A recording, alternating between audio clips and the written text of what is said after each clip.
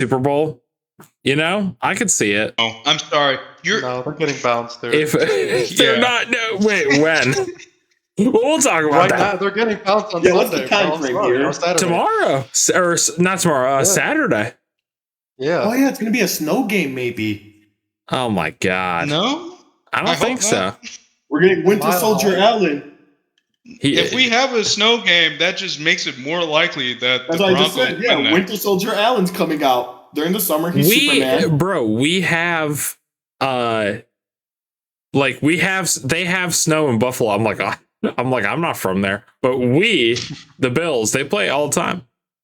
Of course. Thankfully, me, I don't watch porn. Oh wait, let me start the recording, dude. It's my soundboard, and I could not tell you where anything is. Who's ready to get riled up? Oh yeah. You're listening to All Riled Up. Yes. And this week of All Riled Up, you get to know more about football. Yes. Welcome everybody to another episode of All Riled Up. I'm your host Riley. Joining me is Gus. How are you, Gus? Welcome back. Thank you. Recovered from a sickness. It was not good, but we're alive, so not much to complain about. I was gonna say, I'm sure the Patriots winning especially the fashion that they won was helping you recover. And we'll get into it, but absolutely, yeah. It was pretty nice. Like, it was genuinely hilarious at the end of the game. Actually, not even like I don't blame that on Herbert, but he was shooken up at the end of that game. Yeah. I felt bad. I was like, dude's going out there and getting destroyed. You know, Daniel, it's funny. I was going to text you. I literally saw someone say, hey, what's OBJ up to right now? Because the Bills have, spoiler alert, 3 wide receivers on their roster currently. 3. Oh, yeah, Gabe Davis is out. 3, and Tyrell Shavers is as well. They both tore their ACL. Oh, yeah. But isn't Curtis Samuel back? Oh, yeah, he is. Well, can never tell if you liked him or not. He's not okay. So I think he's not he had his practice window open up. So did Ed Oliver, but he is not we don't know if he is back, and we won't know until tomorrow. It might even be a game time decision. We don't know. If not, what the fuck? What the fuck? But we'll talk about that. We'll talk about that later. We'll get there when we get there. Eunice is also joining me. How are you, Eunice? Pretty good. That's good. That's good. Also joining me is Dejan. How are you, Dejan? I am doing fine. Wait, you have sex addiction? You got a problem with sex? You addicted to sex? A sex addiction or something? What you gotta, Gus? Were you there when we played that for the first time? I don't think so. It is Jim Harbaugh. Guess who is he? Guess who he is talking to? Jim Harbaugh? Yes. Justin Herbert? No, and it is Jameis Winston, but it is Jim Harbaugh when he coached at Michigan. Oh. So it was when Jameis mixed up. It was when Jameis was trying to, because he went to Florida State, but it was when he was at Michigan and he was talking about do you have a, because Jameis Winston, a lot of baggage. Yeah.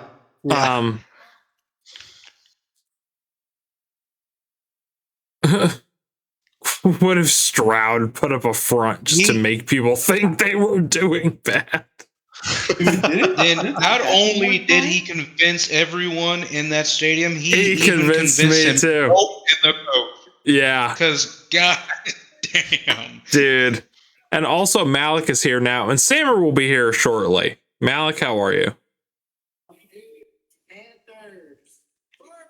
I'm good. How are you? Oh, damn. I was about to play. One more second. I was about to click a sound. I'm good. Yeah, I'm chilling. But so let's talk the wildcard weekend.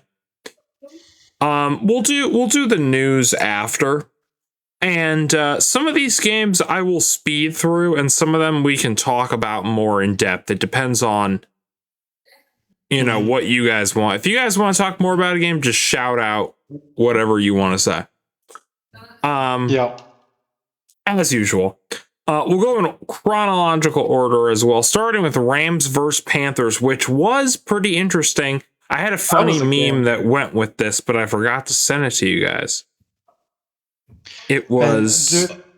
I will First off, I do want to say about the game, this is why division winners host playoff games. You know what?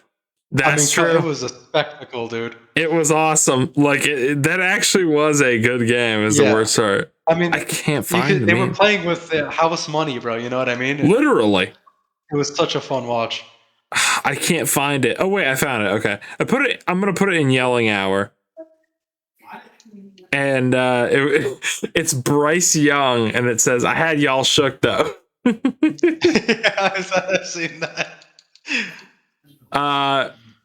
Imagine if the Panthers would have won, Daniel. I really wanted it to happen. I would. And Samer's here. How are you, Samer?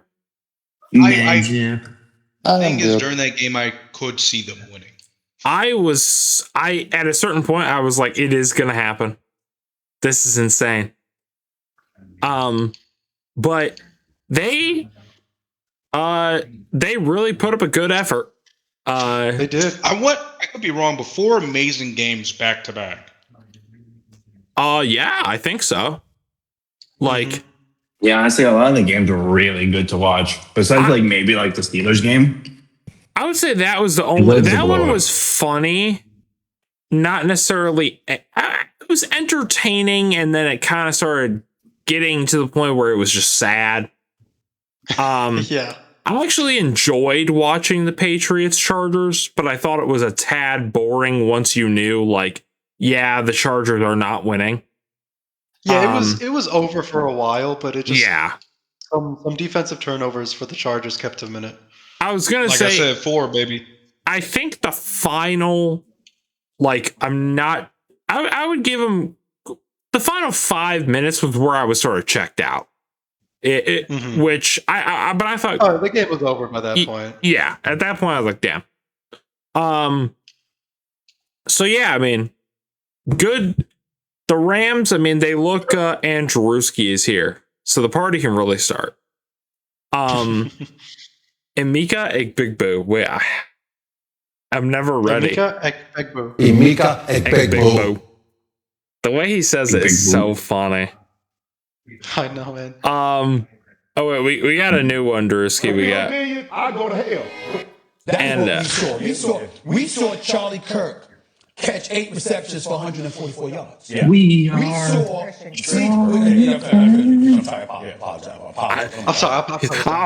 I'm sorry. Dude, we can have a conversation about that later. He probably huge ass sweat drip went down his fucking face after he did that shit. Then we had. He's like, oh shit, I might get fired. Oh no, I'm fired. It's Gus Drewski says hello. Yeah. Nice to see you back. Hello, Drewski. Hope you're doing well. But we had Packers versus Bears, which was that was the game of the week. The best one. That was crazy. Yeah. That was insane. Gus. I could be wrong here, but what were you saying, Deshaun? of all games, that was the one of it ain't over till it's over. Yeah. Oh, yeah. Absolutely. Yeah. Oh yeah. Gus Drewski says, "Hope to see you guys in the AFC Championship." Sentiment I do not. Me too. A Me too. a sentiment Me too. I Oh do my not God. share. I do not share. Although, actually, wait, that is better than literally Thanos over here. Like, it's like, who would you rather fight? Like Superman or Thanos? It's like, well, I mean, maybe I could, like. Hydrogen bomb versus newborn You baby. could talk down Superman. Yeah, you can talk Superman down. Superman will beat you up, but you'll live. Superman or Darkseid, and it's just like, you know the meme when Darkseid's like grabbing Superman's cape before he like flies away. You ever see the one where it's that exact meme, but it's edited where he's also grabbing the fucking underwear with it? Yeah, yeah. I was like, yeah, I love cookies. Yeah, I love cookie. Yeah, you better start doing your job. We give that grace to the young players. Big dog, you're supposed to be our number one. I gotta get the whole thing. We gotta sit here and listen to the whole minute. You're playing like a ball. Yeah, you better start doing your job. It's the little dance at the end too. I hate that. I hate They like cookies.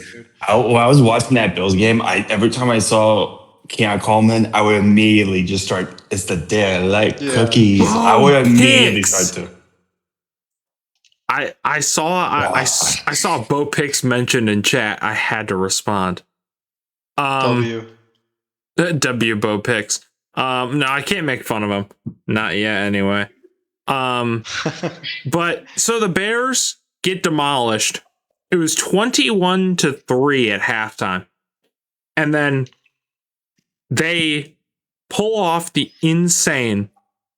Did they comeback? No, Drewski. I think they got a field goal in the third quarter, and then everything else was fourth. You're thinking of Curtis Samuel, who will be back and will be our wide receiver 1 against the Broncos. They like cookies. That's my favorite like, dessert. who would you rather fight, Thanos or fourth quarter Bears? Oh yeah, dude. I don't know. I don't know, actually. Yeah, I had to think about. Fight Thanos? They were fantastic. Drake May. Or like, I saw another one was like, who would you rather fight, the first 3-quarter Ravens or the fourth quarter Bears? Oh man. Actually, I know who I'm picking. Probably the Ravens one, because you'll win. John Harbaugh, dude. Yeah. Yeah. $100 million. For the record, I just want to say that is $100 million. That is one of 3 times in NFL history a coach's salary has been like presented like that over like 5 years. Yeah, that's insane. The reason it's $100 million, for the record, is it's not actually $100 million the way you think it is. Yeah, it's like incentives and stuff. Because John Harbaugh got fired, he still had like money from the Ravens, and the Giants were like, "Please sign with us. We'll give you even what the Ravens were supposed to give you." And the Ravens, they were like, "Yeah, sure, go ahead, I guess." Right. Yeah, they were like, "Shit, okay." Oh, you gotta pay now? Okay. We're like, "Oh shit, I'll sign. Go sign John." Yeah, I'm sorry. I just have to mention the guy that decides to stay in college to not get drafted by the fucking Jets. Oh, Dante Moore. Oh, Dante Moore. You know, I was going to talk about that later, but what a smart man. Yeah, Dante. It doesn't matter because he makes it sound like the Jets aren't going to have a top 3 pick next year either. I saw this. Yeah. I don't know if you guys talked about it, but realistically, I think it's a money thing. Okay, someone said, probably. The 0-16 Lions would mollywop the Jets from this season. Yeah. Well, mollywop or win? Someone said mollywop. Win. I could see it. I could see it. I don't think an 0-16 team is mollywopping anybody. Let's look at their roster. I mean, they had Kelvin Johnson. Yeah, but is that the year before Stafford or because they're? I think that was No. I think that was the year before. Yeah, that's before. Yeah, so their quarterback was like I think Dan Orlovsky. Yeah, Oh. Isn't he the one that ran out of bounds? Yes. For that safety? Yes. And he has an MVP vote, by the way. I would love Yes, to he does. see. He pulled I would love to see him. a CJ Stroud. I would love to watch that game. I would actually love to watch that game That because I'm means- looking at a Jets QB who can't fucking Just slapped the pass. fuck out of my See, foot. this is why MVP is stupid. Like the way it's become a QB award, because that means by technicality, he has more MVP votes than Jamar Chase ever has. No, we mean like he is a voter. Yeah. I thought like he not a one. No, he isn't. He works for. If he had, he is if he on got a Stephen A. vote, Smith's show. Someone gave that guy money. It was Tony Romo. Dan Orlovsky, he only started 7 of those 16 games. So we can't only blame What him. happened that season? I mean they were like, we need a quarterback. Let's just tank. Speaking of people who need quarterbacks, And you're playing like a bum. The Patriots? no, the Jags. I said it before the game too. Like during our podcast, he's not a great QB. Yes, they got to this situation. You could always get better. Jersey, I just saw your comment. That is so funny. Yeah, Trevor Lawrence, I mean, that's the thing, right? I mean, he made mistakes in that in his last game of the didn't he like have a ton of turnovers in their last game of the season? Yes. I'm not The biggest thing about it Or they were. is Trevor Lawrence did not play much better than CJ Stroud did. It's just that CJ had a way better defense that was able to carry him. Yeah, that's true. I mean, you can say the same thing about Drake May, honestly. He did not have a great game by any means. I didn't watch that game because I fell asleep. All I know is I went to bed. The score was like 3-0 or something like that. And I woke up to like 30-3. I'm like, okay, something happened. Yeah, honestly, the defenses on both sides played good. Yeah. Actually ended up like that. It was 16-0. I was going to say 16-3. Our defense didn't score more points than our offense. I will Yeah, say, because Hunter Henry had a late game touchdown. Late touchdown, yeah. We'll talk about that in a second. I think there was only one. Trevor Lawrence in a one of the most important drives he could have Immediately throws a pick. Although it was tipped. No, wasn't it tipped? Was it tipped? Yes. It was tipped by I'm the thinking of DB, not at the Thinking D of a line. different play. I'm thinking of a different play. Not just a DB. It was tipped by Tre'Davious White. Okay. Yeah, the GOAT. Well, different play than I'm about to talk about. Trevor Lawrence, still Who a I've serious never game badmouthed. overall because the Bills were making a comeback. It wasn't tipped. He just threw a floater. Oh yeah, that one. Yeah. You know, I just want to say too, just because it's on my mind that I'm gonna forget because Gus brought up the Pats game. I was so shocked by the lack of performance, I'll say, by that O-line. I know people are gonna talk about one? Justin Herbert and how many times he got sacked and all that stuff. But I do want to say Drake May had a defender in his face every 2 seconds. Our O-line was really bad, yeah. Because there was like a forced fumble by, and of all people, Adafe Owe, who is shit for the record. I know, because I watched him be shit for 2 years. And it was a beautiful interception. It was actually one of the most beautifulest interceptions I've ever seen in my entire life. I wasn't even talking about his interception. No, I was talking about the forced fumble. He also got that. I'm talking about Trevor Lawrence's game-sealing interception. Oh, dude, what the hell was that? Because 2 boneheaded interceptions. So like, because Drewski said, I'm scared for Drake May, Gus. Will Anderson and Daniil Hunter. I know, dude. I know. Shaq Thompson, you're right. At the beginning, he picked it off, and then Trey White had the one at the end. And then I say that game was really we'll talk good. about the Bills Jags game in a second. So the Bears battle back, right? Jordan Love has 4 touchdowns, like over 300 yards, by the way. How much no interceptions. Are we blaming LaFleur? Because he allegedly says he did not take his foot off the gas. He blamed it on they just brought the blitz more and the O-line could not block. Yeah, okay. Yeah, but they did. Okay. How many people blame that also, Michael Parsons? Now I'm being thinking about it. You gotta blame the kicker. Gotta blame the kicker. Oh my god. Points, bro. He missed 6 points. Evan McPherson or McManus? Oh yeah. Yes, the kicker as well. Yeah. But Are you talking about the kicker from the Packers? Yeah. He missed 7 points. Yeah. Yeah, the extra point. Brandon McManus. Okay, yeah. I was gonna look it up. Just to like pick at what his response is, LaFleur, yeah. But I think I just butchered it. You got it. Okay, so you said they were running blitz way heavy towards the end, and our O-line couldn't just block properly. So you notice they started blitzing heavy.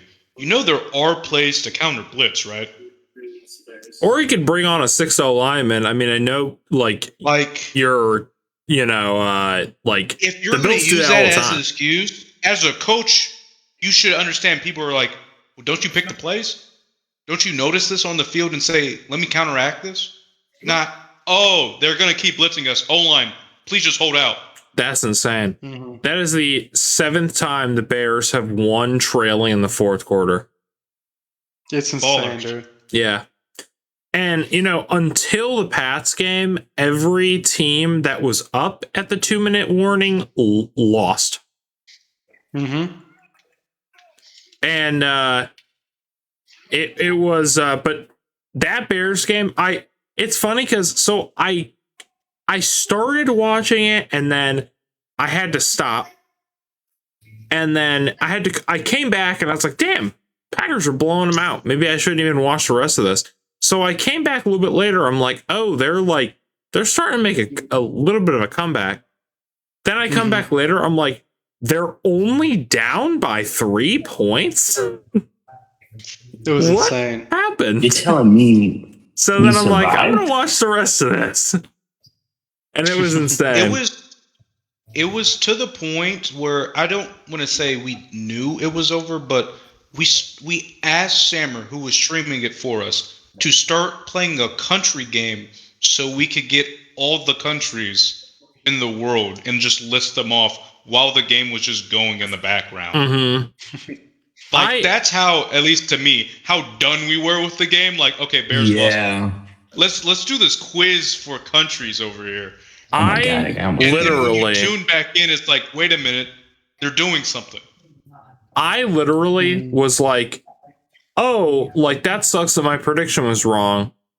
Then as soon as I saw that they were up, they were starting to make a comeback. I'm like, oh, Bears are winning. Like the Bears will win this. Also, yes, I do agree. I think the Packers really are missing Micah. Oh, absolutely. I was 5 for 6, but I honestly, their tight end Loveland with an asterisk MVP of that game. He was the MVP of that game. Oh, Loveland was phenomenal. Yeah, he was really good. DJ Moore caught the game-winning touchdown. Sorry to cut you off, Mel. No, it's fine. I'm just saying that guy was going crazy. That was a good draft that they did for him. It's a good tight end. Is this his second year? Why am I thinking he's a rookie? It's his first. It is his rookie year. It's his first. It is his first. Okay. Yeah, he got drafted this year. A lot of people criticize that pick just because it's like, y'all already, like, that's not the Yeah, Cole Kmet, your job is gone. Literally. That's why people criticize it, because it's like, you guys have Cole Kmet. Why are you drafting a tight end? And then it's like, oh, that's why. He's way better. Yeah, he was crazy that game. Caleb Williams doesn't try until there's 5 minutes left in the fourth quarter.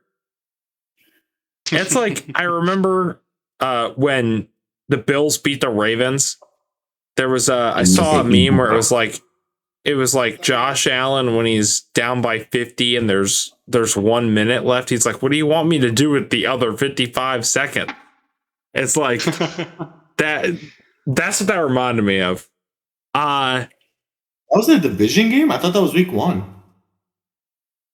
What was? No, I think it was the second. Josh Allen, he was down by a bunch and he came back like crazy. Yeah, that was the week 2. That was week 2. No, when we played the Ravens. It was probably both.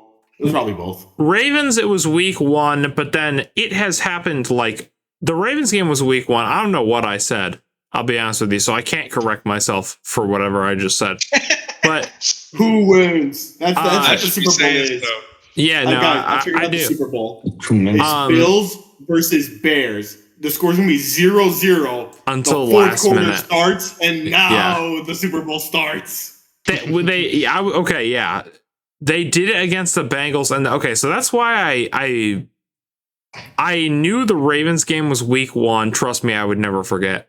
But I got my wires crossed saying Bengals because we had insane comebacks against the Bengals and the second time we played the Patriots.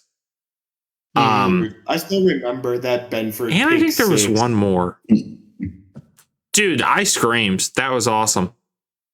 Because I'm watching this like, damn, Riley's probably so fucking pissed right now. I feel so bad. And then Benford got that pick six, like, oh, there we go. Now he's feeling better. And then I literally said, hey, I need you to do that one more time. And it happened immediately. Riley, I was talking to Sam, but he's like, you probably freaking out when that shit happened. I was. It was hilarious. So it's called if the Patriots and Bills verse. You guys have to watch it on Discord. That's the only way. I am.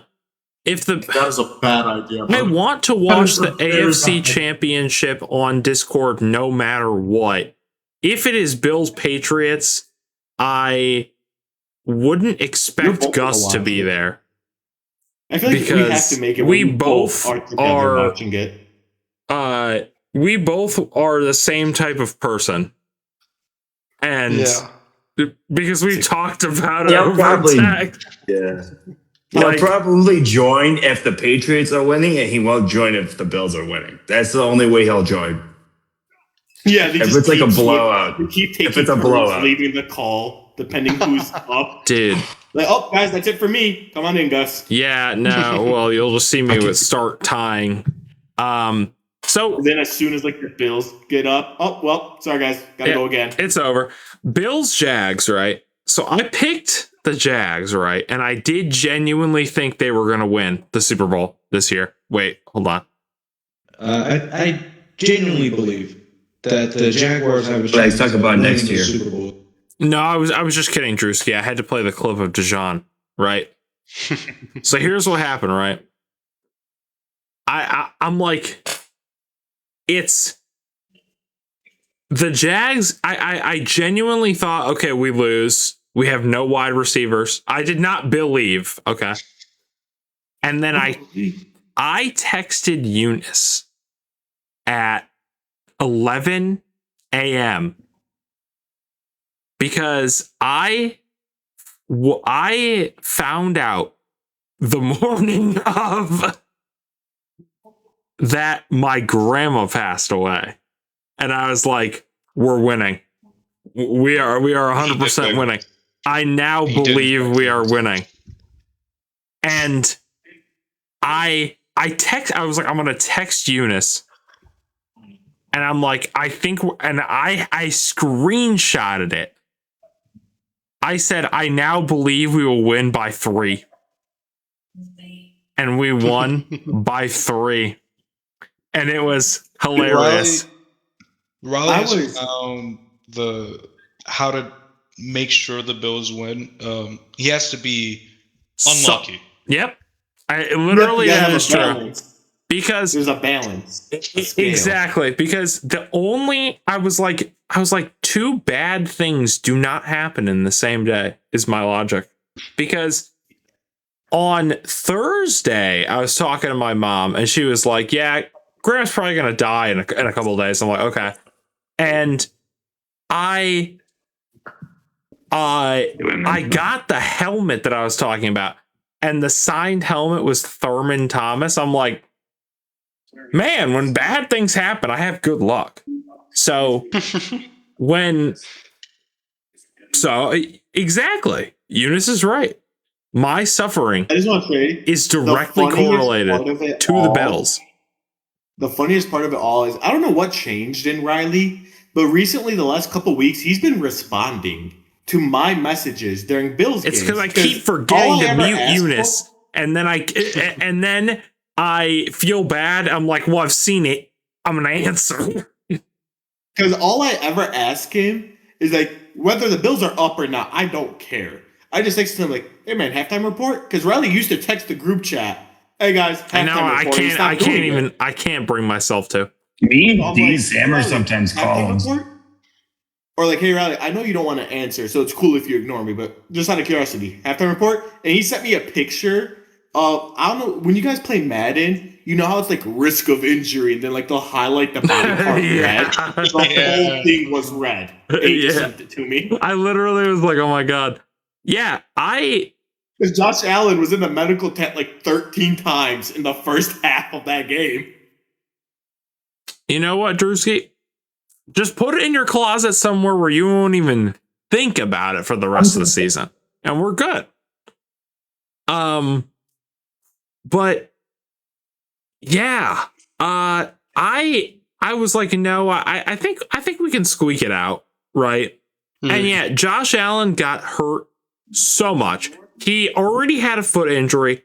Then he got evaluated for concussion. Now, I'm gonna be honest, that one didn't scare me because I knew that they were only doing it as a precaution because his helmet came off, and they make them do that.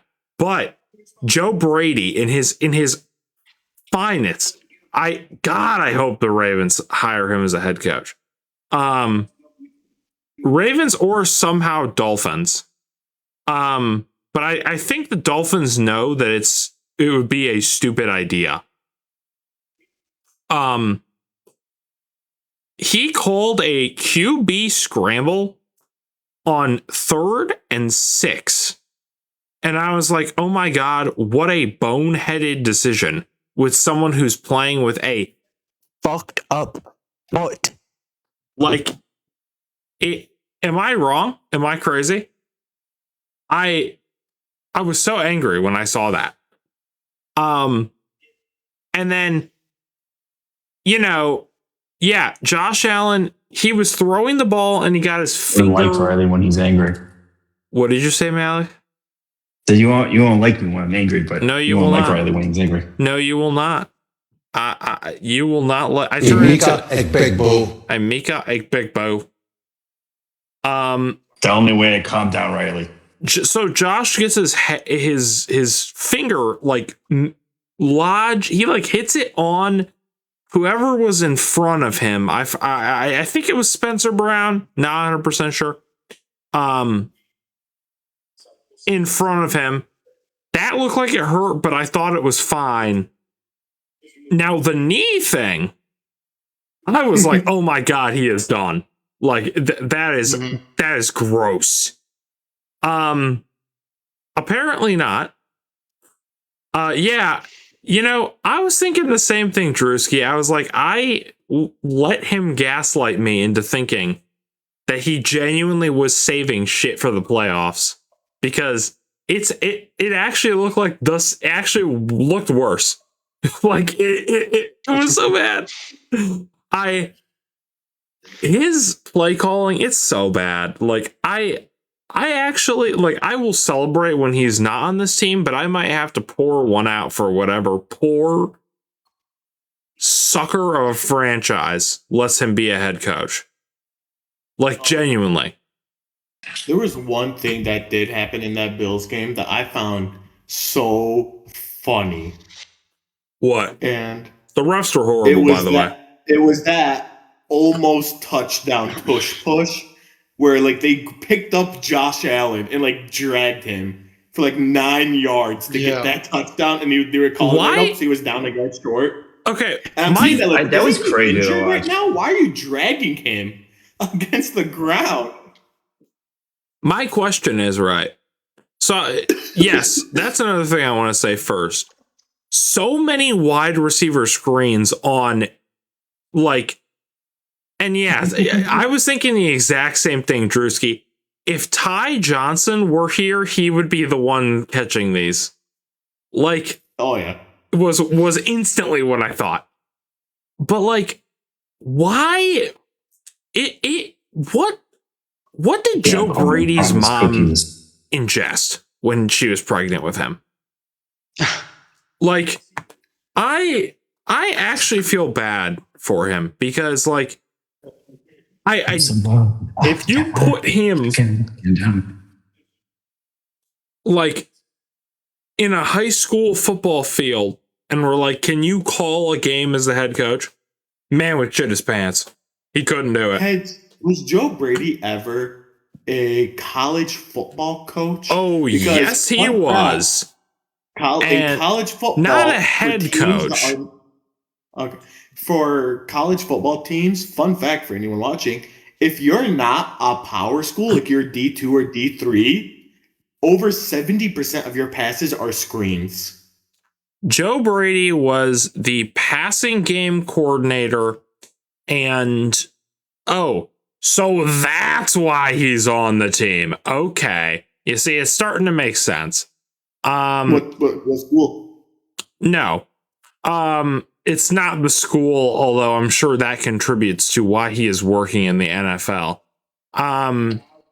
So Joe Brady was the LSU wide receiver coach the year of Jamar Chase. Where Joe Burrow can just do a check down and Chase runs it for 99 million yards. Yes, but he was also the offensive coordinator for the fucking Panthers. So that's why he's on our team. I understand now.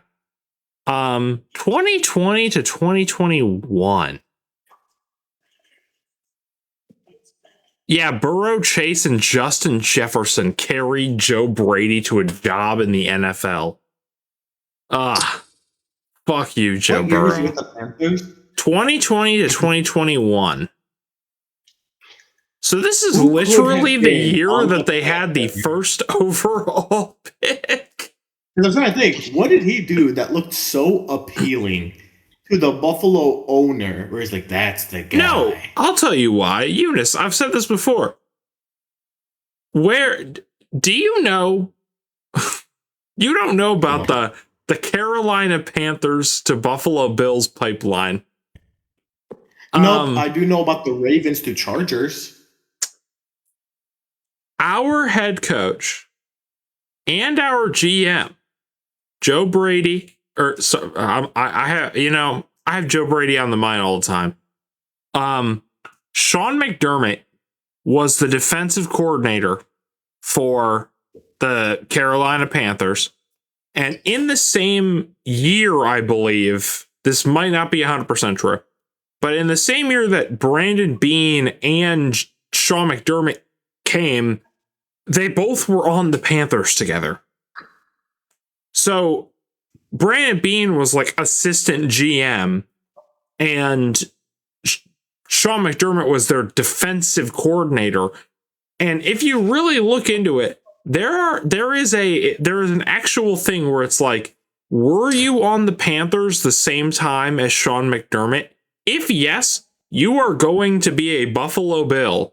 Like Shaq Thompson, who I really shit on because I was like, this dude is washed.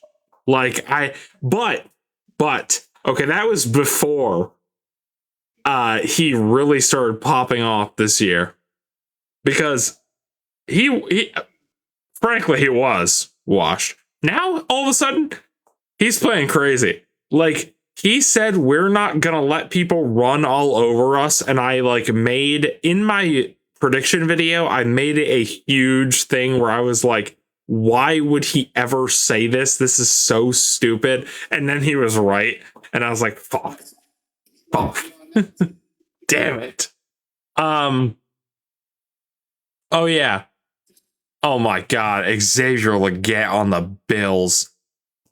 I could see Brandon Beane being like, we need another wide receiver. Let's go trade for.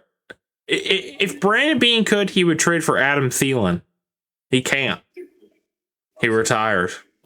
But yeah, I mean, overall, Josh Allen had to put his body on the line. James Cook got hurt. The refs were horrible in this game, by the way, because did you, Eunice, are you watching that stream?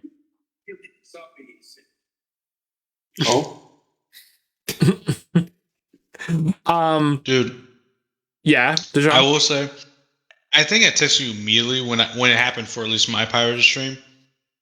Where I love how you have to specify. Because I don't know if you saw it before me. This was the Bills game, right? Probably about where 30 seconds ahead. Wait a minute. It hit 0, didn't it? Yes. Yeah, it did. Yes. That never mattered. It did matter, but that hit 0.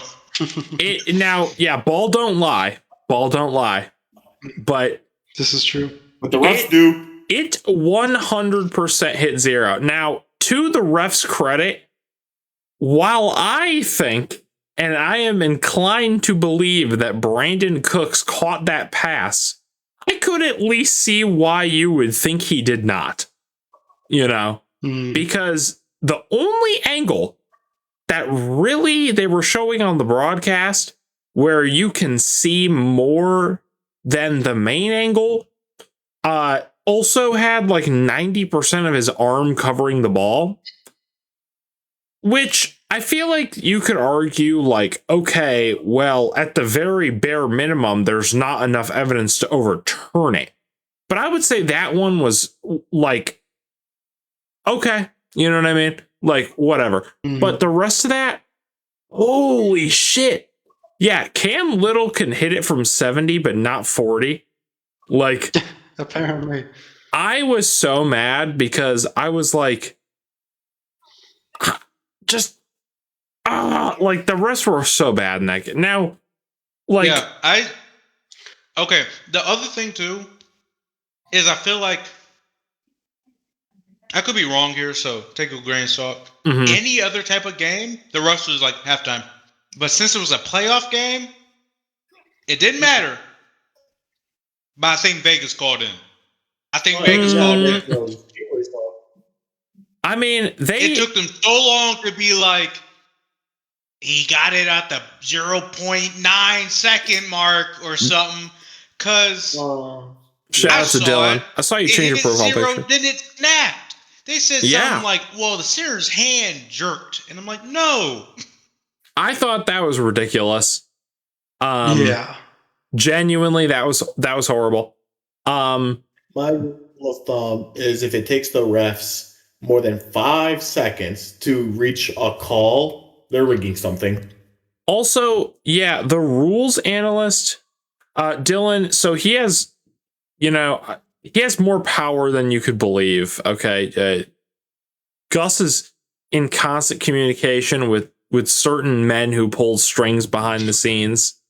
Me. What Yeah. does do? But I can't do. Yeah. Let's just say Gus might have been on a certain tropical vacation. Okay. All right. But yes, it's hilarious that the rules analyst the rules analyst was talking like crazy, trying to like cover up for those fuckers. Like that was the most I had heard of him in a while. Not only that, the last thing I want to say about the Bills game before anybody else can say whatever they want. Well, actually, one more thing. The defense really did clutch up, but the run game was still an issue. Trey White and Cole Bishop were awesome. Not just because they had some other good moments in this game other than the game sealing interception. The last thing I want to say about this game, though, unless you guys have something else to add, is Tony Romo should not have a job. I'm convinced that I could do it. I'll go right now. Like, no, like, did you guys watch the whole thing? He was horrible. The thing I heard him say out of his mouth was that they're setting up for a play. He literally said, "Whoever wins this game has a shot to win the Super Bowl." Like, I know what he meant, but what a dumb. Like, no shit. Like, yeah. Guys. Actually, I think the guy who loses has a bigger chance to win the Super Bowl. I don't know, guys. I think the losing team in a playoff game still has a shot. Every time I watch a game where Tom Brady is the commentator, I think he was bad last season. I'm gonna be honest, but this season he has improved so much that I would take Tom Brady over like Tony Romo in literally any game. It's not ridiculous to say that. It's not ridiculous to say that. Like, as a commentator, I was watching the 49ers game and I was like, wow. That, like, you never think about it, like, but there are actually, like, because we all, like, everybody craps on announcers, but you never really realize you have a good one until you're listening to a shitty one. You know what I mean? That's what I've realized this year. Like, oh my God, Chris Collinsworth. Like, honestly, Chris Collinsworth, like, ever since Mahomes got eliminated, I feel like he's locked in a little bit. Well, he hasn't been the worst. He was joking. He was like, I know people want me to stop glazing Mahomes. But yeah, so did anyone have anything? Deshaun, how did you feel about your Jags being eliminated? I'm gonna be honest. My heart was racing because I like watching a game like that. Mm-hmm. As a fake Jags fan, fake. Great game. For a second there, I was like, "Oh, Patrick Mahomes," because there literally was enough time. We had the timeouts. I'm like, we just gotta make it down. Oh, there's the pick. yeah, literally. I was like, please, Trevor, throw a pick. And so you telling me we won? I think I said this during the Packers game. Trevor Lawrence is sometimes like Jameis Winston, where it's like they can ball out, but at the end of the day, they're going to revert back to who they are. Exactly. Drewski, I literally was like, please God, like the entire time. And then when it happened, I was like, thank you, God. Oof. Like, oh yeah, wait. There's Duval. Okay, Eunice, go ahead. One thing I'd love to say, Deshaun, I know what you're saying. Second pick was foreshadowed because after Trevor Lawrence threw that first interception, it cut to him on the bench, and he was up there in his nose again, picking his nose. So as soon as I saw that, part of me made a joke with my brother. I'm like, wouldn't it be funny if he just fucking threw another pick now? Like, this is fucking foreshadowing. Hey. And there it was maybe. in the fourth quarter. Deshaun, did you want to talk about that reporter or? Read my effing mind. Yeah, as soon as you said, "Oh," I instantly was like, "I know what Deshaun's talking about." What a nice woman! I don't know who she was. Yeah, so too. That was very kind. I don't get why people were hating on her so bad. She was actually being nice. People are bitter. like people on Twitter just like to hate, but I did see some like journalists being like, oh, like, you know, like they were mad, but like I think they're just jealous because first of all, I literally watched the clip. It takes the whole interaction is like 20 seconds. I think it's exactly 18 seconds. So it really isn't that much of the press conference. But like the more and more people that's less like her, I think they're more like the Nightcrawler movie with fucking what's his name, that actor, Jake Gyllenhaal. Yeah. Where they're like kind of soulless as long as they have a story to tell. They want like we'll talk about. I wrote it down because I want to talk about the Aaron Rodgers post game. Aaron Rodgers was really mad in his post game because reporters were asking him stupid questions. That's the only reason they have those. Percocet. Percocet. The only Drewski, you got to be our producer because you know the soundboard already after being here for like however many weeks, and I'm the one who set it up. Like, and I'm like, where is my outro button? No, I'm just messing. But well, I just got a divorce. Well, damn it! How does everyone know these amazing times to say these things but me? Where even is that? Here it is. Well, I just got a divorce. See? To win games, you have to win the game, not lose the game.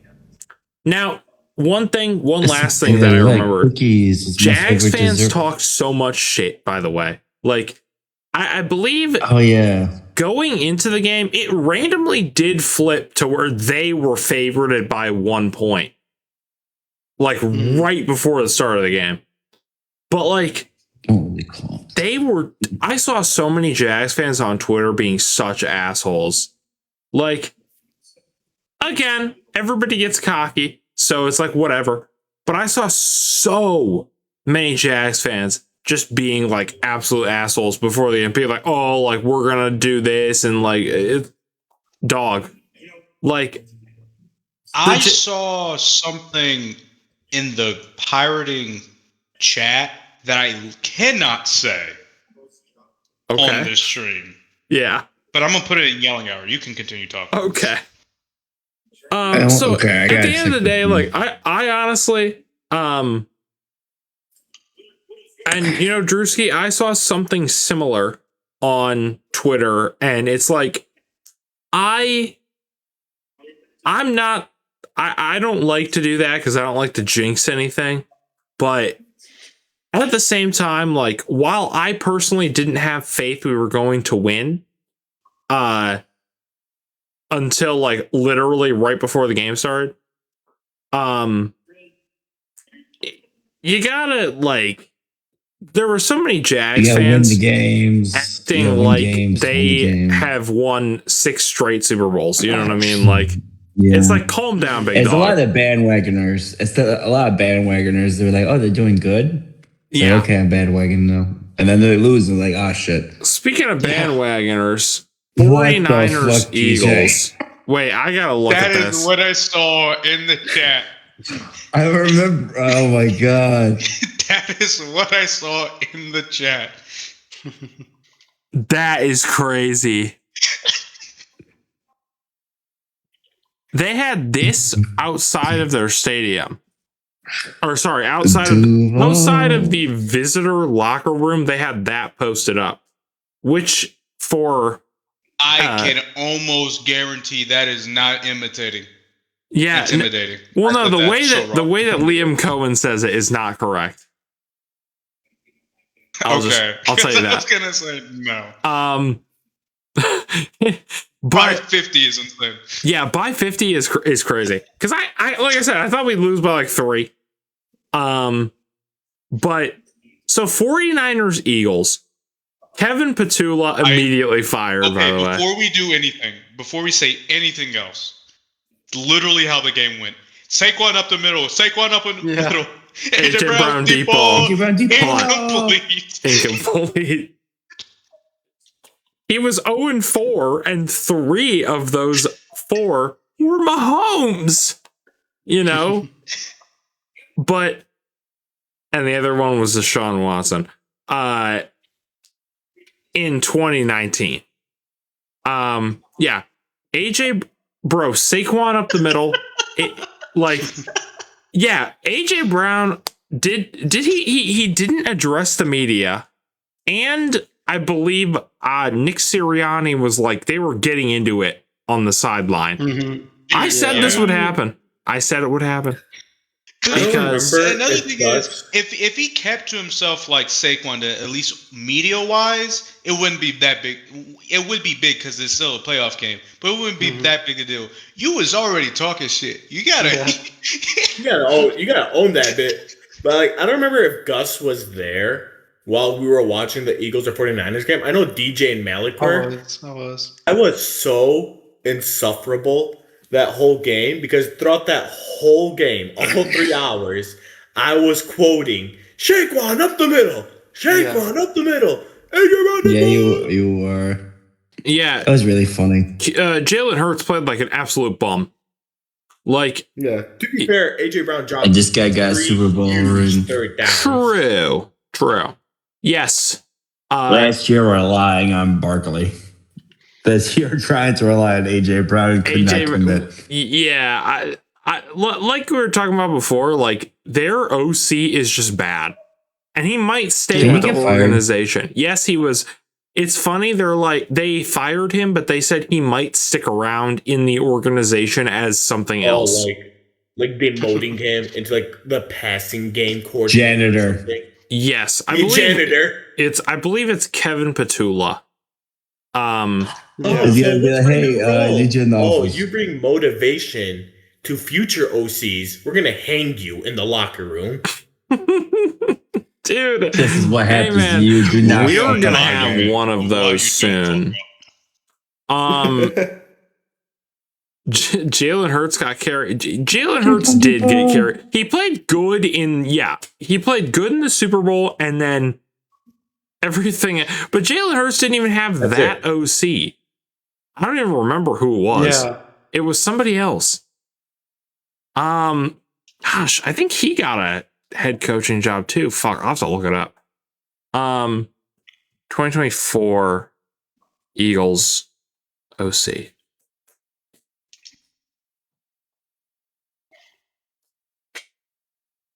Oh yeah, Kellen Moore. Where did he go? I went to this. Oh God. Wait. Greg Roman. The Saints. You know, all 3 playoff games had pretty much. Excuse me, the 4 playoff games that some of the ones I did see had the 4 OCs that I've heard the most complaining about: Greg Roman, Joe Brady, what's his name for the Eagles, Petulia, and Arthur Smith. And Arthur Smith. The big 4 in OCs that everyone hates so much, and only one of them got a win, and that's because they have a literal Hall of Famer at quarterback. Yes. Next was was there anything you guys want to say about the Niners game? Not really. Christian McCaffrey. I understand that. I understand that. My team ain't in the playoffs, but if any reason why injuries is not an excuse, it is the 49ers. Oh yeah, Kittle tore his ACL. Oh yeah, I heard it could be season ending, right? It is. No, career ending. Oh damn! Career ending.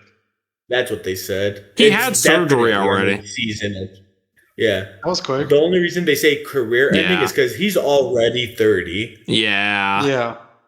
I like him too. Yeah, I see it. Oh, he's really awesome. Yeah, you can't not like him.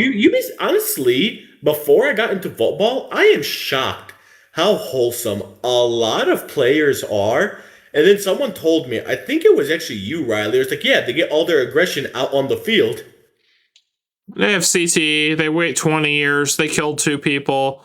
Then that, low speed chase. Their wife. Yeah, kills they her kill wife. 2 people. They go to court. A glove doesn't fit. They're released. They didn't do it. I'm thinking about redoing that video. That by the way, that is going to be my Halloween fit. The courtroom with the gloves. That would be buy like a so glove. Fucking hilarious, Dijon. Kyle Shanahan. Yeah, Kyle Shanahan just grow starts. up my hair just for that small little. I really hope DJ just like messes with people all day, and anytime someone gets pissed, he just points to the glove. Anytime. Like, did you change the heat settings in my car? The glove didn't fit, Sherlock. He didn't take his arthritis medication. Dijon. Not Dijon. Anytime that Kyle Shanahan is down at the half, he just goes in, he spins a wheel, and whoever it lands on gets a season-ending injury.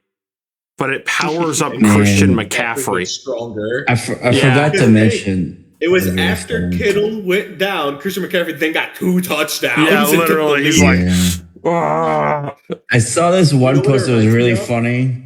You ever see that South Park episode where the guy's like it's supposed to be like about stem cells, but he's like eating babies and he's getting like super strength and all that stuff. The guy that played Superman, I forgot his name, but I know who you're talking about. Christopher Reeves. Christopher Reeves. That's Christian McCaffrey. Every time a player goes down, he sneaks into the medical room and will take muscles from parts of the body that aren't damaged, so he gets stronger biceps, stronger calves, all that stuff. I had a stem cell transplant, and it makes you feel weird for like 20 minutes. He only needed 20 minutes. It makes your face feel like numb. Exactly. Yeah. It was weird. I saw this one post where it was some guy posted it was like Camp Scatterboo Lover or something. He's like, that's what it had Christopher McCaffrey decking the fuck out of somebody during the game. He's like, that's what you get for hurting Scatterboo. No, anytime you guys like Dragon Ball. When Goku is like, yes, go on. He's powering up the like, Spirit give Ball. me all your energy. Yeah. That is Christian McCaffrey and the rest of the 49ers. With the injury league. With the injury report. Yeah. Immediately see someone go down, grabs him, sucks his energy right out of him. Gus, let's talk about Chargers versus Patriots. Oh man, what a game. What a very slow defensive game. It was. I picked the Patriots. I mentioned something before we start. But this was not how I thought it would go. Me neither. I will say that. What, Malik? What were you going to say? I actually been hearing a lot of people have been talking shit about the first round pick that the Patriots had. Caleb Williams with him. Yeah, Will Campbell. I heard a lot of people were mad about how he played that game. I heard that as well. Dude, he couldn't stop pressure for his life. Yeah, but neither could anyone. That's why I'm like, I don't care. I mean, the thing is, the problem was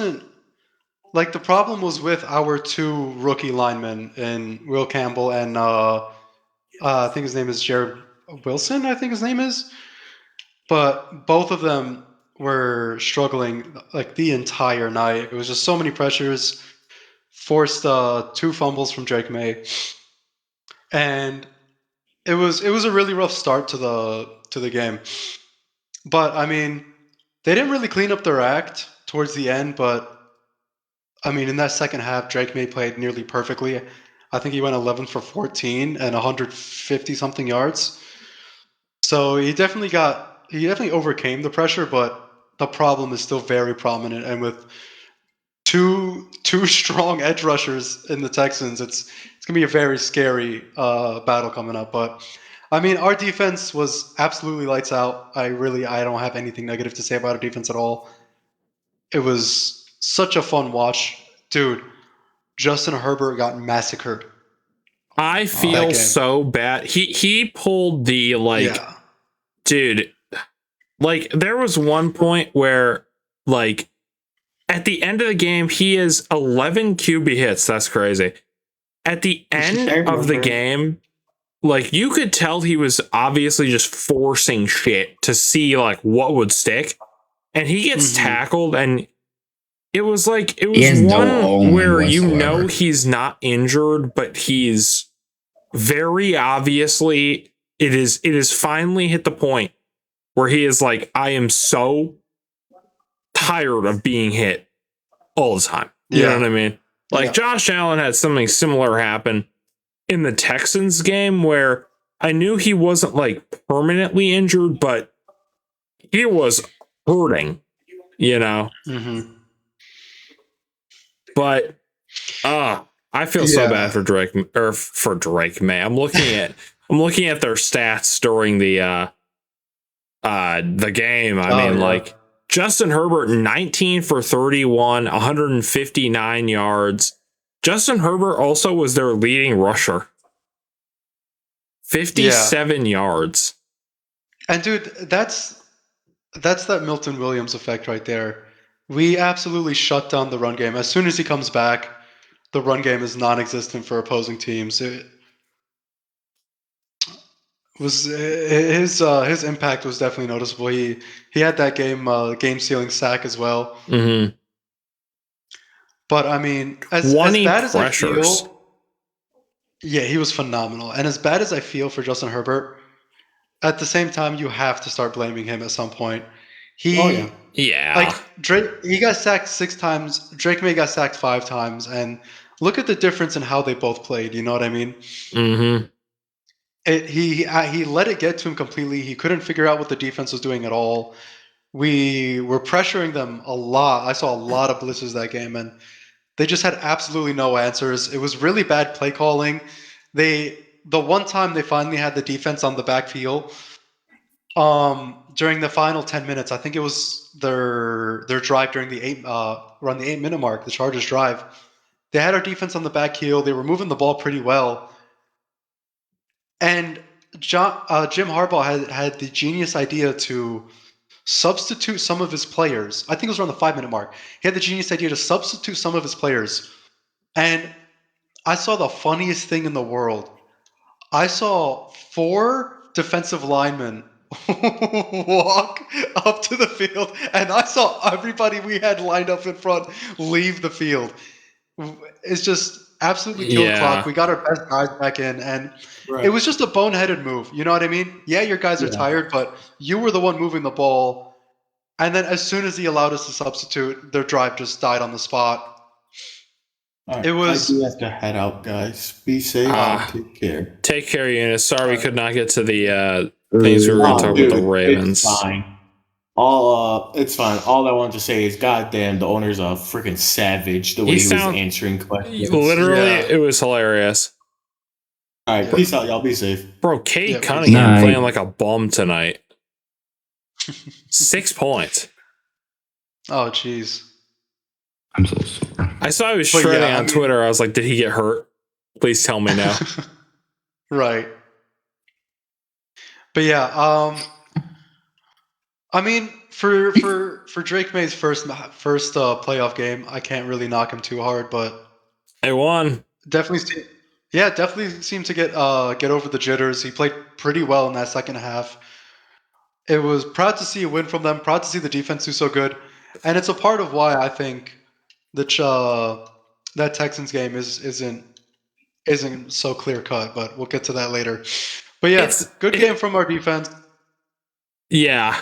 And I'm glad we got a touchdown, even though it took to like the last quarter. I was like, I'm gonna stop watching when Drake May scores a touchdown, and then immediately it was like Hunter Henry. I'm like, all right. And then I kept watching like a dumbass. I was like, maybe. No, but and then even after the game, they genuinely had no idea what our defense was doing. It was so fun to hear, and especially reminder, our defensive coordinator is out, so we have an interim defensive coordinator. Really calling these plays. Yeah, he has our DC got prostate cancer. It was diagnosed before the season. Yeah, so he wasn't. He's been, obviously personal needs. So we've still to bit. I mean, he's been absolutely fantastic when regards to healthy. That's crazy. So yeah, that's about all I have to say about that game. The interception was a tipped ball, forced from pressure. Got a lot of pressures, which is what I'm worried about. But I guess we'll see how they scheme around it come Sunday. And we'll see. But I mean, yeah, like we're like I do agree. I mean, you got to blame Harbaugh, or not Harbaugh, Herbert. Bro, call me fucking Stephen A. But like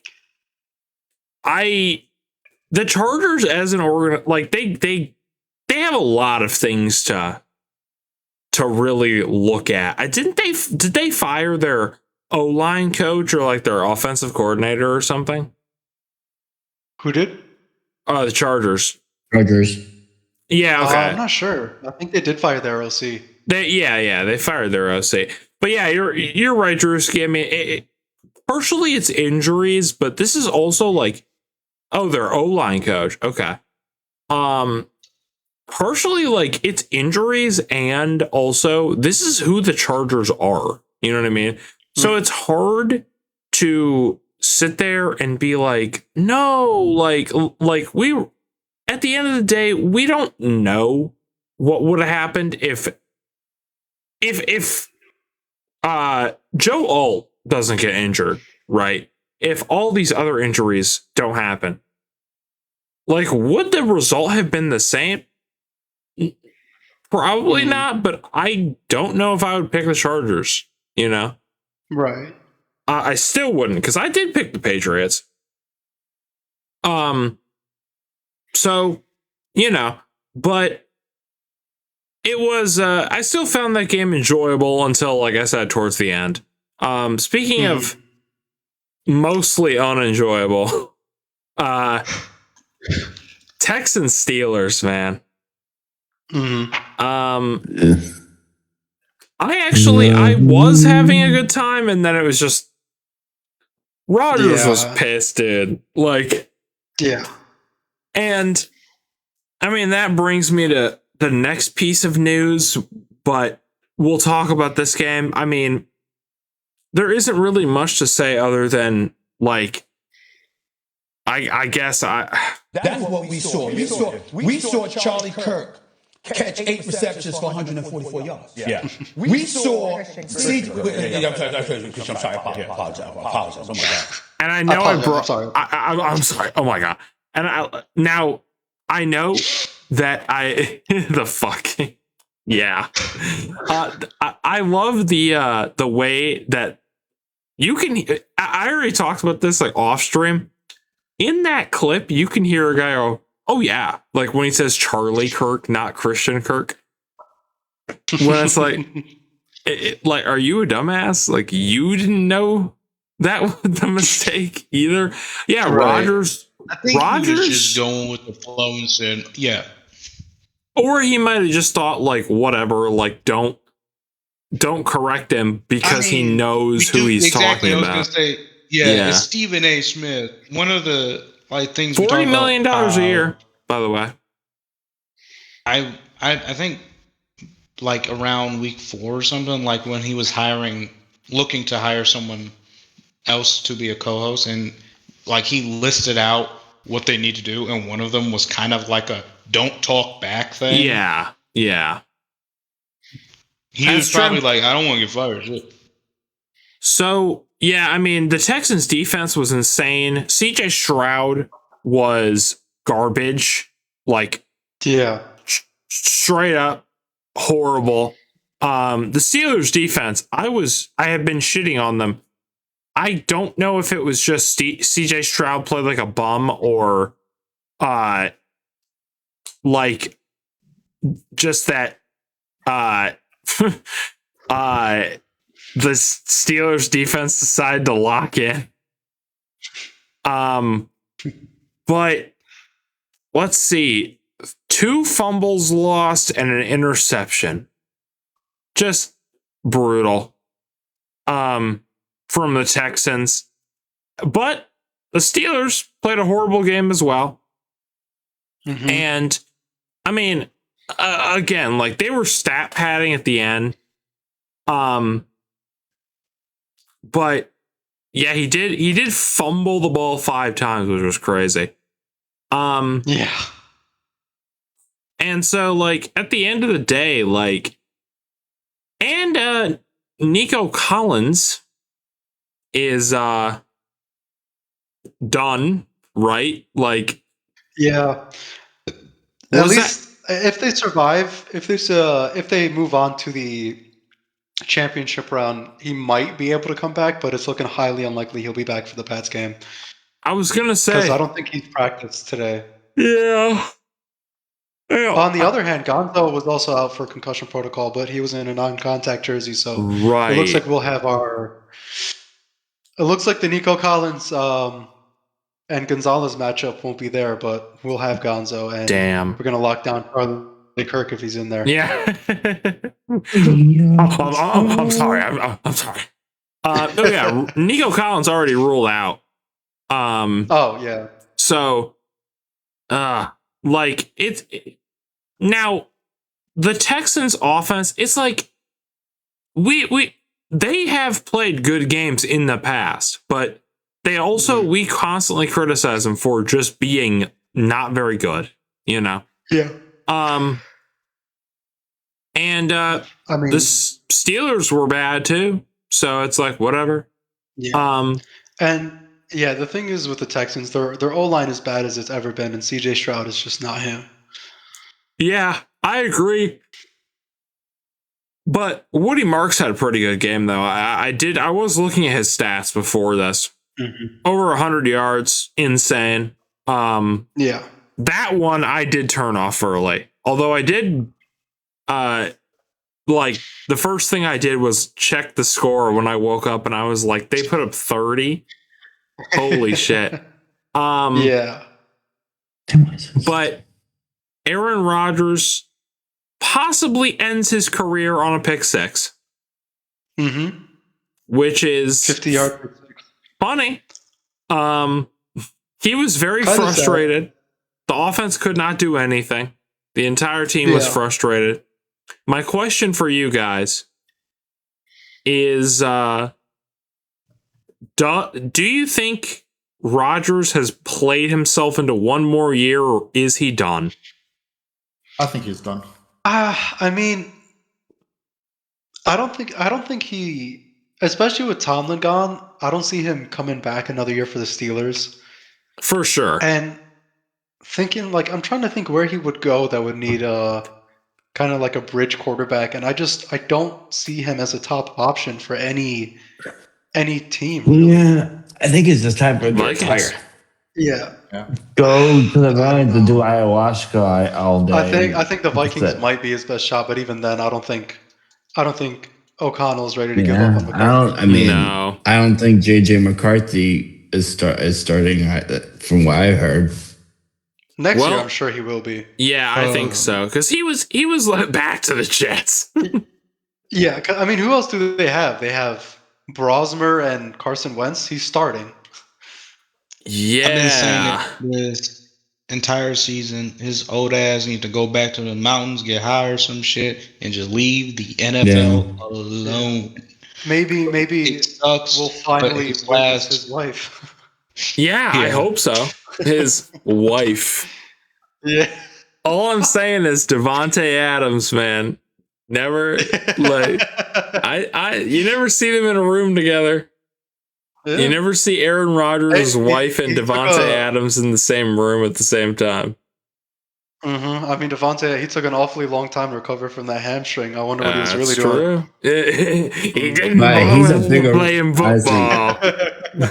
He is a bigger baller than Aaron Rodgers, though. Oh my just God. By how his performance this year. Aaron Rodgers to fucking Arizona, man. Oh my God. That would be crazy. But yeah, I think that was his last game. I think so too, and that is sad. It is, especially seeing such a talent. Yeah, 4 MVPs, Super Bowl winner, one of the best quarterbacks to ever do it. One of the best arms we'll ever see in this league. Oh, for sure, literally. Yeah, currently the best in my opinion. Yeah, and on top of that, to make it worse for Steelers, or better, depending on what you as a Steelers fan value, Mike Tomlin quit. He stepped down. And an article by The Athletic came out today, and I have not read it because I am not paying for an Athletic subscription. Which is bullshit, by the way. Yeah. You don't need to fucking do that. Mike Tomlin basically had a team meeting, and people were apparently Aaron Rodgers literally cried. Really? Yeah, and so did TJ Watt. TJ Watt I feel bad for the most, having read secondhand from other people what happened. Just because, like I said, I don't have a subscription, so I can't actually read the article. But apparently the entire time, people were crying. They were very upset.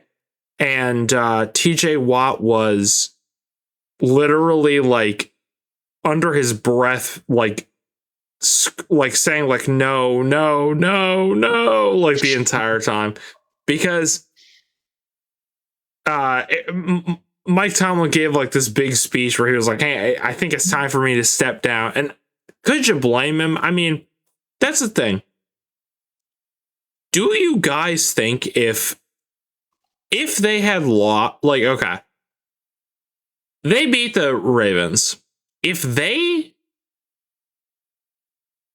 had not beat the Ravens, if they had lost that game, do you think Tomlin stays? No. I think for both Harbaugh and Tomlin, it was their last year. Yeah. No matter what. Yeah. I mean, it was bound to happen, Arthur Smith promoted to head coach would be absolutely horrible. But maybe that's what Steelers fans need, because they need to get a high draft pick. Truthfully, I don't even really blame Tomlin, because he's never had a losing season. They have never had a franchise guy. That's not necessarily his fault. They had Big Ben. No, well, after Big Ben. They did only win one Super Bowl with Big Ben. Well, even then, it was Tomlin's first year, and he was handed that team. That's true. I mean, isn't TJ Watt really good? I mean, I don't hate Tomlin, but we've never seen real success from him, because, I mean, a winning season is great, a playoff appearance is great, but to have absolutely nothing to show for it after... How long was he in the league? 18 seasons. 18 seasons. I mean, to have one Super Bowl in your first year and just disappointment the rest of your career. Yeah. I'm surprised he lasted that long. And again, I don't hate him as a coach. He was never that great, in my opinion. Lackluster. No, because... And you could say, but he's never had a good team. But I mean, he's had so many good players, and just nothing to show for it at the end of the day. Yeah. Egbegbo. Steelers fans are spoiled. Try being Raiders or Browns fan or a Bears fan. Oof. Minus this year, you're right. 9-8. But yeah, 10-7. It's funny, they've gone 10-7 more than they have 9-8, but we all just decided it was the 9-8 season. It's fun. Yeah, but I mean, look at a head coach like Sean McDermott, and I'm sure Riley would agree with me here. A positive playoff record, gets there damn near every year, and he's still in the hot seat because a playoff appearance isn't enough in this league. No, you. That's the whole reason why I decided like I'm done with him. Like I think this year has been. That's the thing. Brandon Bean is again like your GM matters, but at the same time, yeah, like we have a franchise guy and we're still falling short, and he can be blamed for at least a few of those. Not great decisions. You know what I mean? Promote Josh Allen to head coach and play quarterback. Oh. Josh Allen's going to have to be the OC on Saturday. So let's start there. Let's see how good he is. But no, I think it was time for Tomlin to move on. It's one of those things where like, it's time for him to rest. I said this I made a video about just the Tomlin thing. I think Tomlin can go somewhere and make a positive impact for a while, but I don't think he will ever go somewhere and win. And I do agree. I do think Tomlin will take a year off because apparently, the Steelers still have his rights because he quit and was not fired. Yeah. So another team would have to buy out his contract. I think. Yes. And I don't really know how it works, but they would need to pay up for it. They could technically trade him and get like some sort of compensation from a different team. But yes, they would have to buy his contract out. And I think Tomlin might. The most popular thing I've seen is him going to be an analyst for a year and then coming back. Dylan, I don't know if you want that. Tomlin on the Bucks. Oh wait, actually, I forgot. You're a Saints fan. You do. You do. Oh, I didn't know he started on the Bucks. Because, like I said, he's been in the league for like 18, 19 years, you know? But that was quite shocking because it's one of those things we talk about every year, and then when it actually happens, we're like, well, we didn't actually think you were going to do that. Like, so it's like, whoa. Tomlin on the Ravens.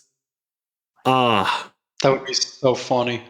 I think that would be hilarious. And Drewski says Tomlin should do. No, I sorry, I'm reading ahead in chat. I saw Bills need to hire Jonathan Gannon as new head coach. That would be worse than McDermott. Oh my god. The Cardinals head coach. No, Drewski says Tomlin should take Vrabel's job. I agree. I think that'd be great. I'm sure you do. Yeah. Or no, Tomlin should go to the fucking Miami, man. What are we doing? Oh my god, now you're talking, right? That was the big brain move the entire time. McDaniel got fired for Harbaugh, but in reality, they wanted Tomlin. Yeah, I know, Drewski. They're so bad. But the thing is, Tomlin is I think he definitely is a better head coach than McDaniel. So for sure, is that really a win for the AFC East? Yes. Yes. We'll be fighting for a playoff spot, but they won't make it past there. Exactly. Yeah, I believe there were 9 head coach openings, and then that brings us to today's news, which is John Harbaugh has reached an agreement with the Giants, and they are signing him as their head coach for 5 years, $100 million, as Eunice was saying,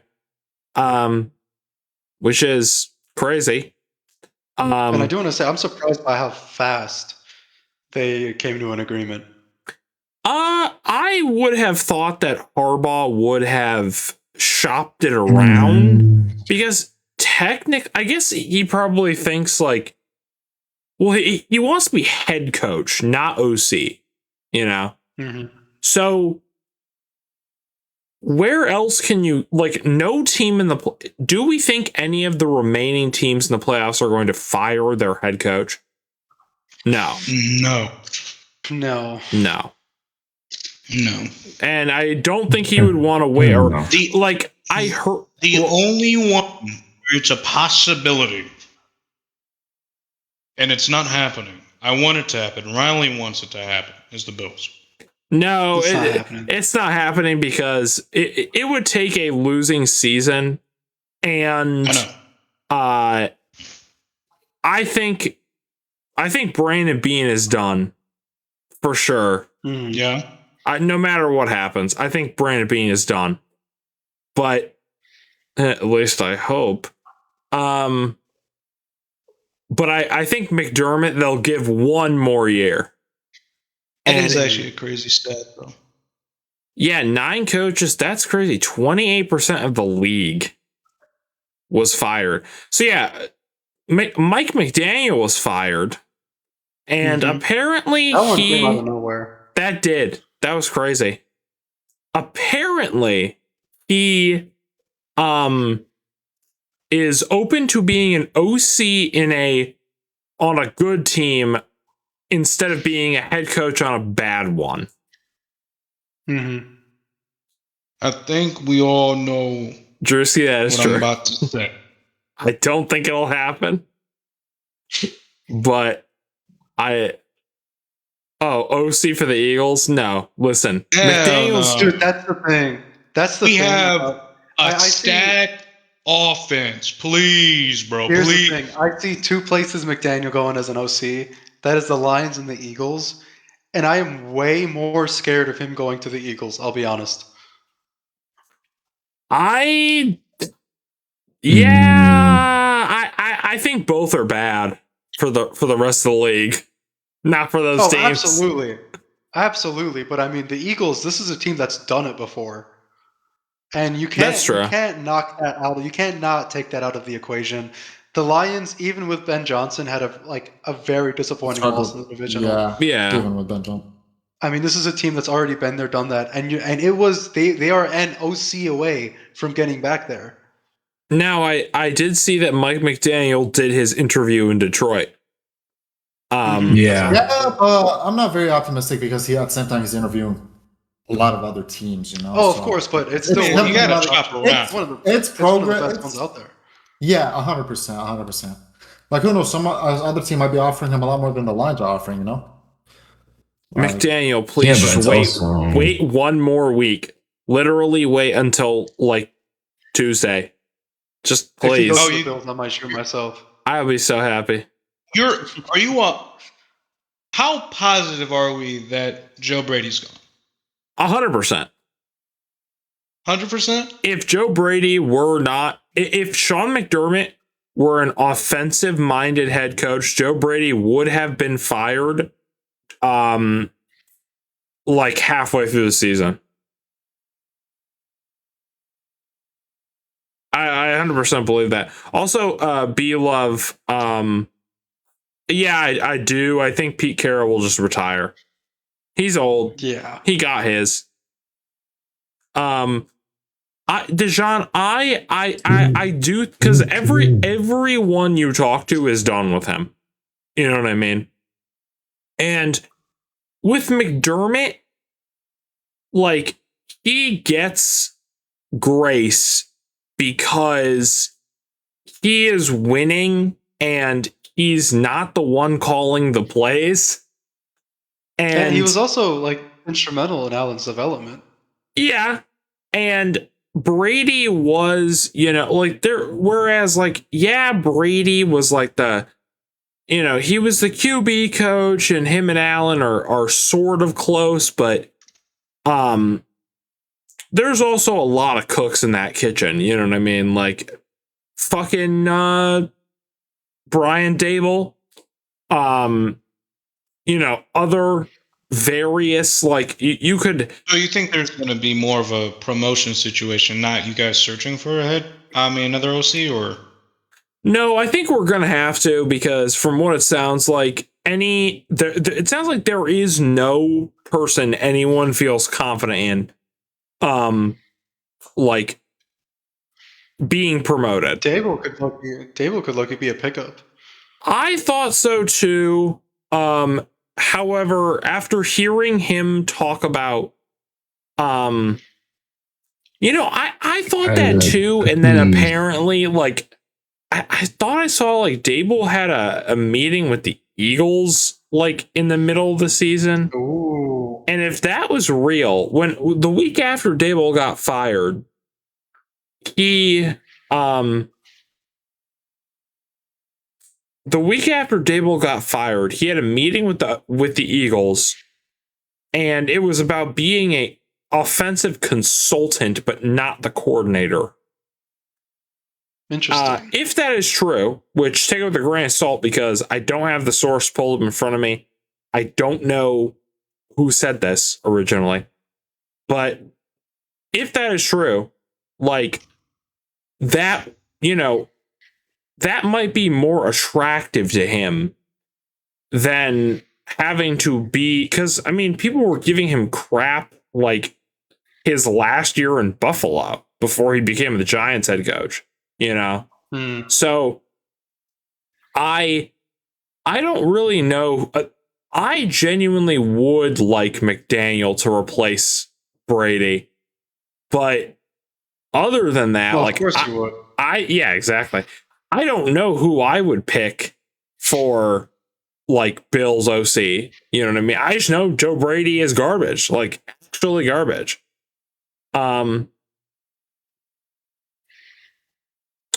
They were, and that's the thing. Like, I can't believe the Giants kept their GM, man. I can't believe that.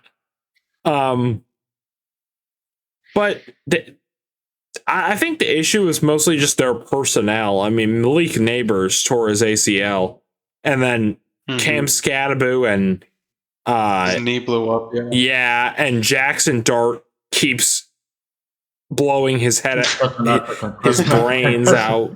Just running head first at any lineman he finds. He has been. I saw a stat. I don't know if it's 100% true, but he has been evaluated for a concussion in 50% of the games he's started. Yep. Yeah, I've heard the same thing. Yep. So, yeah. We'll see. I think McDaniel knows he's a hot commodity, and he probably wants to wait. Please wait. Wait one more week. I promise it'll be worth your while. It'll be worth it. Are you that confident you lose? I don't think you want to be a part of the Bills franchise. Yes, the Lions have the whole history of never going to a Super Bowl, but when the Bills did, I'm pretty sure they lost every single one. You weren't there, You weren't there. None of us were. Yeah, I know. I have a seat cushion. Did I ever show you guys that? I don't think so. It's hanging on my wall. I bought it at a thrift store for $10. That's pretty cool. It is cool. They did What a steal.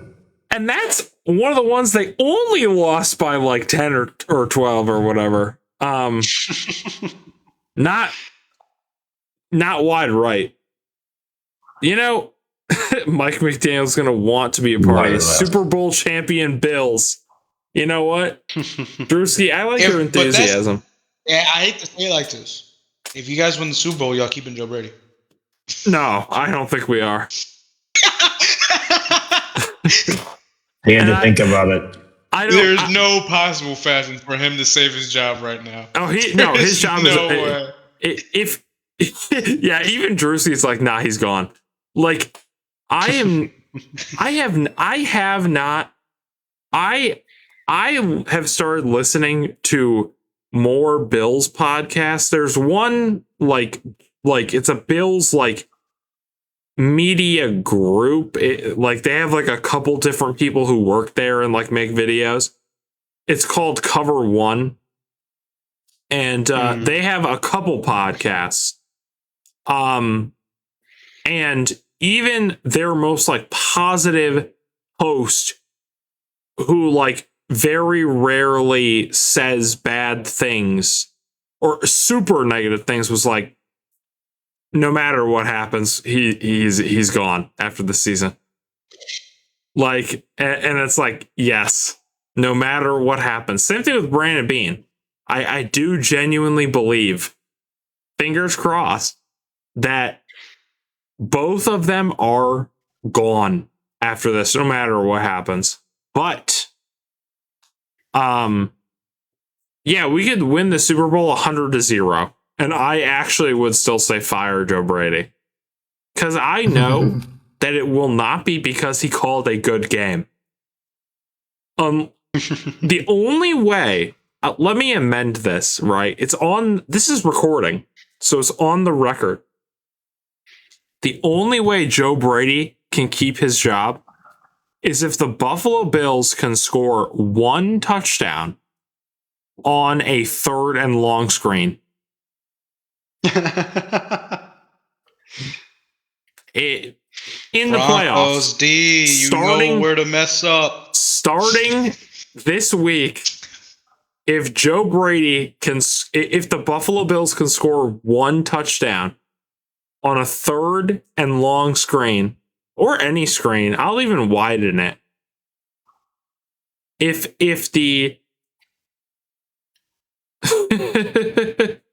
he can get a 97-yard wide receiver screen touchdown, I'll take it back. That's what Joe Brady says. I like that. I like that. Like that. Oh no, Drewsy said that. Somebody named Sleepy Joe Fumble Bum joined, and it confused me. Anyways, you see, I'm a mess today, Deshaun. I'm like Stephen A, but they're not paying me $40 million. I'm doing this for free. That's what we saw. We saw Charlie Kirk. He's doing this for the squad. No, Drewski, I'm sorry. Don't do it. I do this for my squad. I do this for my game. I do this for my squad. Yeah, my apologies, Drewski. Oh my gosh. Oh my gosh. Oh my god. He said I called him Joe Brady. He's going to kill himself. I'm like, no. All right, predictions. I have to text Eunice and ask him what his are. But so we don't know Eunice's. So Jags beat the Nobody. Cancun. Jags beat the Ravens in the Cancun Bowl.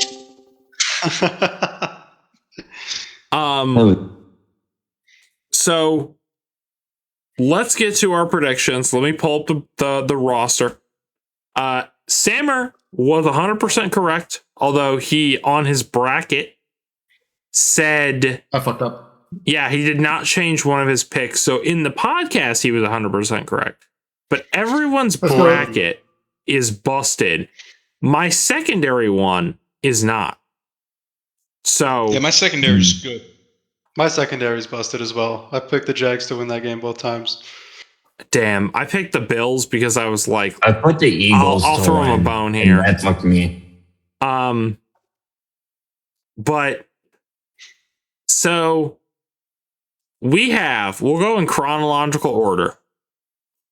Now I want your guys' opinion on this, right?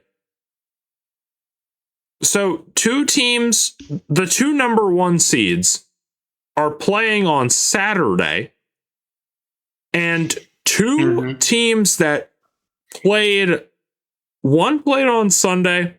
No, they both played on Sunday. So they're getting short rest against the 1 seeds. Yeah. Yeah. And the 1 seed, they have a big enough advantage with a week off and home field advantage throughout the entire playoffs. Yeah. There's only 4 games going on, right? There's only 4 games going on. How I am kind getting of shocked. 6-day weeks? Okay, this is just me. Why are the 1 seeds not Sunday? Like, that's just my thing. With, like, they should all be on Sunday. They should when all have someone 7 says, days of rest. I'm like, it's football weekend. It's like, all right, so what games are running Sunday? That's what I want to say most people run through. Yes, this is playoffs, So whatever, and of course Thursday night and Monday night. But for the number one seeds, the best from both divisions, to be like Saturday. The best. Well, record-wise. Yeah.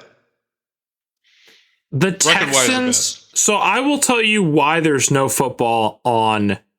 I'll tell you why there's football on Saturday, right? Because the college football national championship is Monday. Mm-hmm. So they don't want the conflicting scheduling. But also, I did not think of this because I didn't even think about this, but Drewski's comment reminded me. The Texans played on Monday and they play Sunday. Yeah.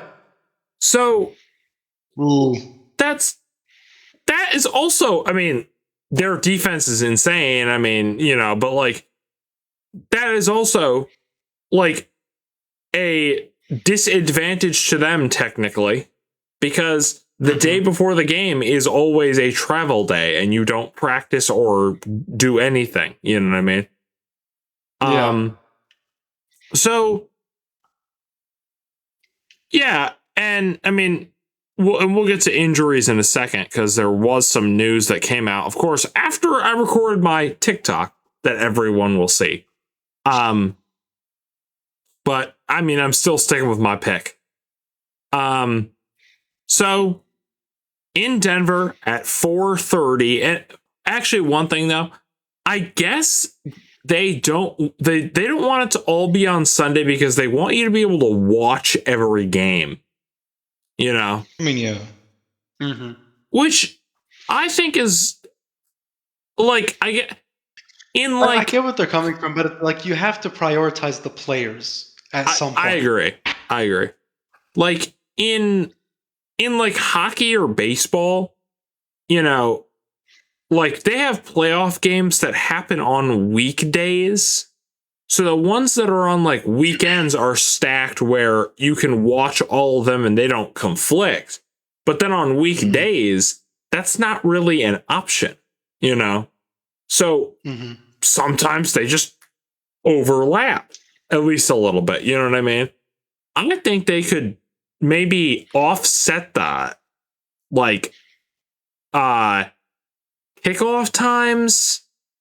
So do like a 1, a 3, hell, do a noon, a 3, a 4:30, and an 8. You know what I mean? Mm-hmm. Instead of a 1, or we have a game at 4:30 on Saturday and a game at 8 p.m. Yeah. And then the prime time game on Sunday is 6:30. Yeah. We are the first game on Saturday. All right. First game on Saturday is Bills at Broncos at 4:30 p.m. They give their players a break at the very least, because there's not a lot of rest. I agree. So we'll start with Bills Broncos. I picked the Broncos. Of course you did. Because I'm a pessimist when it comes to sports.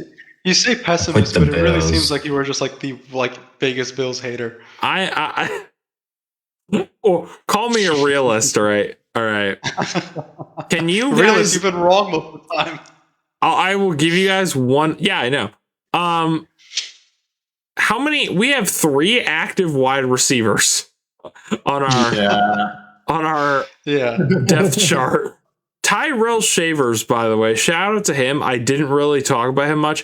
He tore his ACL in the middle of the game and then played the rest of the game. Like, oh wow!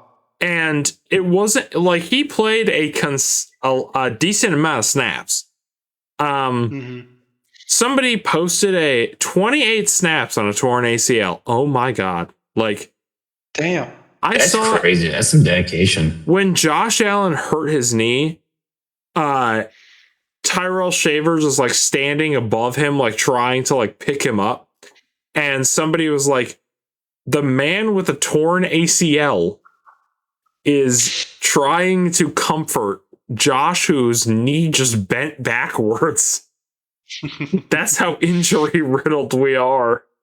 Our injury report looks like a CVS receipt. It's kind of funny, but and I saw Gabe Davis's Drewski. I don't know if you saw this. I saw Gabe Davis's leg today. It looks disgusting. Because he just got surgery. Because he also tore his ACL in the middle of the game. That one Except he didn't play. He was a bitch about it and didn't play through it. No, I'm just kidding. I feel so bad for him. I hope he comes back. I actually, his leg, was red and yellow, like it was so bruised. Damn. Yeah. So Curtis Samuel's coming back. And so is Mecole Hardman. So we're going to have Khalil Shakir. Great guy. Love him. Got to get the sound clip. I was like, yeah, I love cookies. Keon Coleman. Who, if we're being honest, was actually not bad last game. Isn't Kincaid back too? Yeah, he's healthy, so that's good. You don't sound excited about it. Well, it's not been playing good. No, Kincaid's awesome. I love Kincaid. He's a tight end, right? Yeah, he's great. Yeah. The Bills' tight end room is really good. Oh, it's awesome. I mean, Dawson Knox is great too, and so is Hawes, but he's more of a blocker. He does catch, but he's been more of a blocker. Yeah.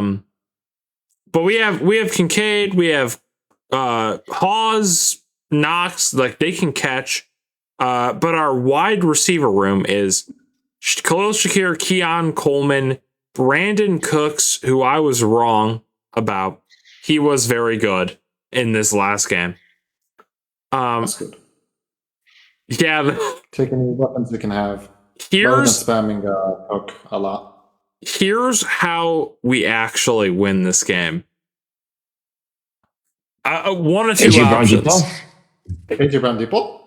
No, Curtis Samuel slices up.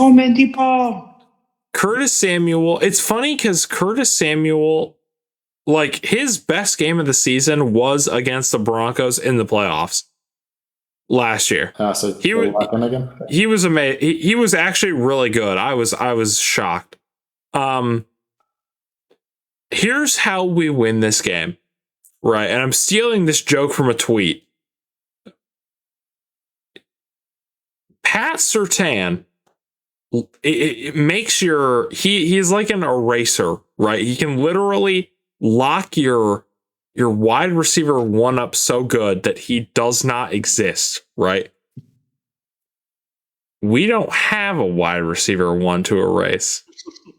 So it just sort of collapses in on itself. And the Bills win by 4. 2 safeties. That broke Cook. What broke up? That broke Cook. Oh, let me cook. Yeah. Bo Nix, right? Can't play until the fourth quarter. What you want to say? What you really want to say? Blow picks. Low dicks. That's true, Drewski. That is true. So I could see us winning. I am picking the Broncos because I am a little pessimistic. But we might even get Ed Oliver back. And that is that would be a genuine game changer. So I'll open the floor to you guys. We'll go with Gus first. Gus, who are you picking and why? It's got to be the Bills. It's got to be the Bills. And I'm very impressed by that Broncos defense, but thank you, Drewski. The Bills defense has looked pretty good in the playoffs. at least against the Jags. And I think, I don't know, maybe I'm just tripping, but I feel like in general, the last couple of weeks of the regular season going into the playoffs, they have looked a lot better as well. So they were a lot better, but they were still getting rushed. Like they were getting run on. The thing is, all the Broncos have to rush with is RJ Harvey. Yeah. Dobbins is out. They don't really have a strong run game. They've never had a strong run game, even with Dobbins in. Yeah. So you can't take, like, I don't see how they're going to take advantage of the weak points of the Bills defense. I don't think Bo Nix is him. I don't think he'll perform well under the pressure. I think that Bills defense will. They do have a pretty strong pass protection game, and I think he'll struggle a lot against it. I don't see any fourth quarter miracles coming from him. I mean, when it comes to a clutch off, I'm not taking Bo Nix over Josh Allen, especially if he's down. I don't see a world in which, number one, the Broncos have a lead going into the fourth and maintaining it, or vice versa. Being down in the fourth and making a comeback. I don't see that happening for the Broncos. I wouldn't say the Bills are a more rounded team. I think the Broncos are more well-rounded, but they don't have Josh Allen. True. He can he'll turn shit to gold, and that's what he's been doing all season. And I don't think their journey stops in Mile High. I think they go to the championship game. But yeah. In Foxborough, Massachusetts. Yeah. Oh my God! Literally, even if we won, we'd be the road team no matter what. That's fucked. That's fucked. Yeah, I did see that. Honestly, if I were you, I would rather play the Pats over the Texans because of course, that regular season game was nasty. Exactly. That would, dude. That's the thing. I would rather play the Pats over the Texans. I just don't know what will happen. Dude, it's, oh my God, a Pats Bills divisional game. I mean, a championship game would be insane. Dude, it happened in my Madden franchise, and it ended in overtime. And we won by like last second touchdown or something like that. Like and it was some insane, like super high scoring, like 50-something game. Jesus. And it was like this year, Gus, they have Danielle Hunter and Will Anderson. That's true. Yeah, and Drewski would much rather play the Pats as well. I would too. I just don't know. You know what I mean? Yeah. Samer, who are you picking? Sure. I'll be honest. I am rooting for the Bills here. Like I know. Yeah, it's not gonna be by like a massive like margin. I feel like it's probably gonna be by like a field goal if I had to guess. But it's like it's mostly what Gus has been saying. Like I don't see Bo Nix as like, ooh, he's gonna pop off. He's gonna get like it's Josh Allen, dude. He carries the team on his fucking back at the end of the day. Literally, we have no choice.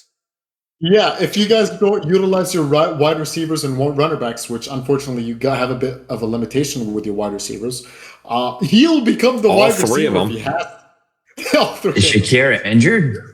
He's gonna become. No, I don't think Shakir is injured. Not Shakir, but basically everybody else is. It's also funny. Everybody else is injured. It's been funny seeing people be like, "Is OBJ like what is OBJ's workout status?" Or I saw someone say like, "Is Amari Cooper retired, or just retired?" It's like, God, I forgot about that. I forgot about Amari Cooper. Yeah, same. I saw someone say like Phillip Rivers needs to just start calling retired wide receivers and be like, listen, it's just a word, like, sorry, Samer, go ahead. No, you're good. Like, as I was saying, like, it's fucking Josh Allen, dude. He does everything at the end of the day. You guys don't got a wide receiver, he'll become the wide receiver if he has to. He's done it it's before. been, like, You can take he's it out done of the mouth, it's all right. Yeah, I was gonna say you're glazing me. You're glazing me so wrong. I am a little worried about your defense, if I'm being honest. In regards to how They don't have a run game. That's true. The Broncos don't have a run game. That's true. That's true. And Drewski's right. We are literally second in passing yards allowed, although I've already said that's because teams just run all over us. And seventh in passing points allowed. We do have a good secondary. You know, Trey White, Cole Bishop have been putting in a lot of work. Yeah, Bishop has been pretty good this year. I love Cole Bishop. And it looks like some of the Broncos' offensive linemen are a bit crippled. Like, they have a few. Oh no, they are. They were all full. They were all. They have no people out, but I think they have a couple limiteds. They have a lot. Oh yeah, and Christian Benford. I love Benford. Yeah, they have a few IRs in their depth chart right now. Mm-hmm. J.K. Dobbins is IR too, so I guess. Yeah. He. I remember him getting fucked. Yeah. But yeah, I'm giving it to the Bills in this one, if I'm being honest. Like what I said, it's not going to be like anything crazy, probably like 3 points. But hopefully, if the stars align, the Bills win. I think no matter what, we will. The winner comes down to a 1-score game, no matter what that is. You know what I mean? Yeah, probably. I'm just scared. So Malik, I assume you are also picking the Bills. Yes, I am. Okay, Dijon. Yeah, I'm picking the Broncos. Okay. I mean, did my brackets. Well, I'm going off my second bracket since obviously Jags lost. But yeah, I've been picked Broncos, so I'm gonna just stick with it. Yes, the Broncos have season-wise not the greatest until the fourth quarter for some reason. Mm-hmm. So in my eyes, same with the Bills. It all comes down to the fucking fourth. I mean, you could say that for any game, but it all comes down to the fucking fourth quarter. Mm-hmm. Will the Bills defense be able to stop Bo Picks? Will the Broncos defense actually be able to stop Allen's comeback ability? And that's literally the game. If we see another Patriots game, I did not watch it, but I saw the scoreboard where like all of a sudden now we're getting touchdowns in the fourth. Wouldn't be surprised. Mm-hmm. Wouldn't be surprised. You know, Drew. I like Drewski's logic. Jags beat the Broncos. We beat the Jags. Therefore, we can beat the Broncos. That's true. If we lead by 30, we don't have to make a comeback. That is true. Dijon, so if you are up by 30, there is no comeback. What's your spread, Dijon? My spread? Give me Broncos by 1, wide right by the Bills kicker. Oh man, Matt Prater, or whoever steps up. Let's just say, I think it will be Prater. I wasn't even there for like the actual like wide right thing. Yeah, no, but it's funny enough to keep it going. I hate that. Well, I wasn't there for the first wide right because that happened in the 90s. Yeah. But it's still stuck around. Then it happened again 2 years ago. So I mean, shit. Why not one more time in the AFC Championship versus the Patriots in Foxborough? Oh, that would be beautiful. Which, I'm now realizing I forgot to say this on the show. I made a third bracket, but it was on a website where you make one, not like the ESPN one. And I'm now realizing that the theme was, how do the Bills win the Super Bowl? And it was a Patriots Bills AFC championship. So it's this. Technically, I have 2 more chances to not bust if we end up winning, or 1 more chance. Next game is Niners Seahawks. This is at 8 p.m. on Saturday. Gus, who are you picking and why? Now, one thing I'd like to say before you officially lock in your prediction is Sam Darnold injured his oblique during practice. And he is listed as questionable, but he has already told the media he is 100% playing. He just could. They have to list him as questionable because he did not practice today. He opted to take a rest day. And I believe the oblique is in the shoulder. Don't quote me on that. No, the oblique is the side of your abdomen. Okay. I'm looking it up. Yeah, it's the side part of your abdomen. No, not where it is, what the injury is, because I remember him saying something about his shoulder, too. Let me... But, I mean, if... Oh, yeah, I'm sorry. I'm just stupid. It was just the oblique thing. Yeah, it's only the oblique injury. Now, I am fascinated by what Kyle Shanahan has done with this offense this year, despite all the injuries, coming in with such a strong record and beating the Eagles in the wildcard round. But I mean, I think this isn't a Cinderella story. I think this is the end of the road, especially losing such a key piece in the offense in George Kittle.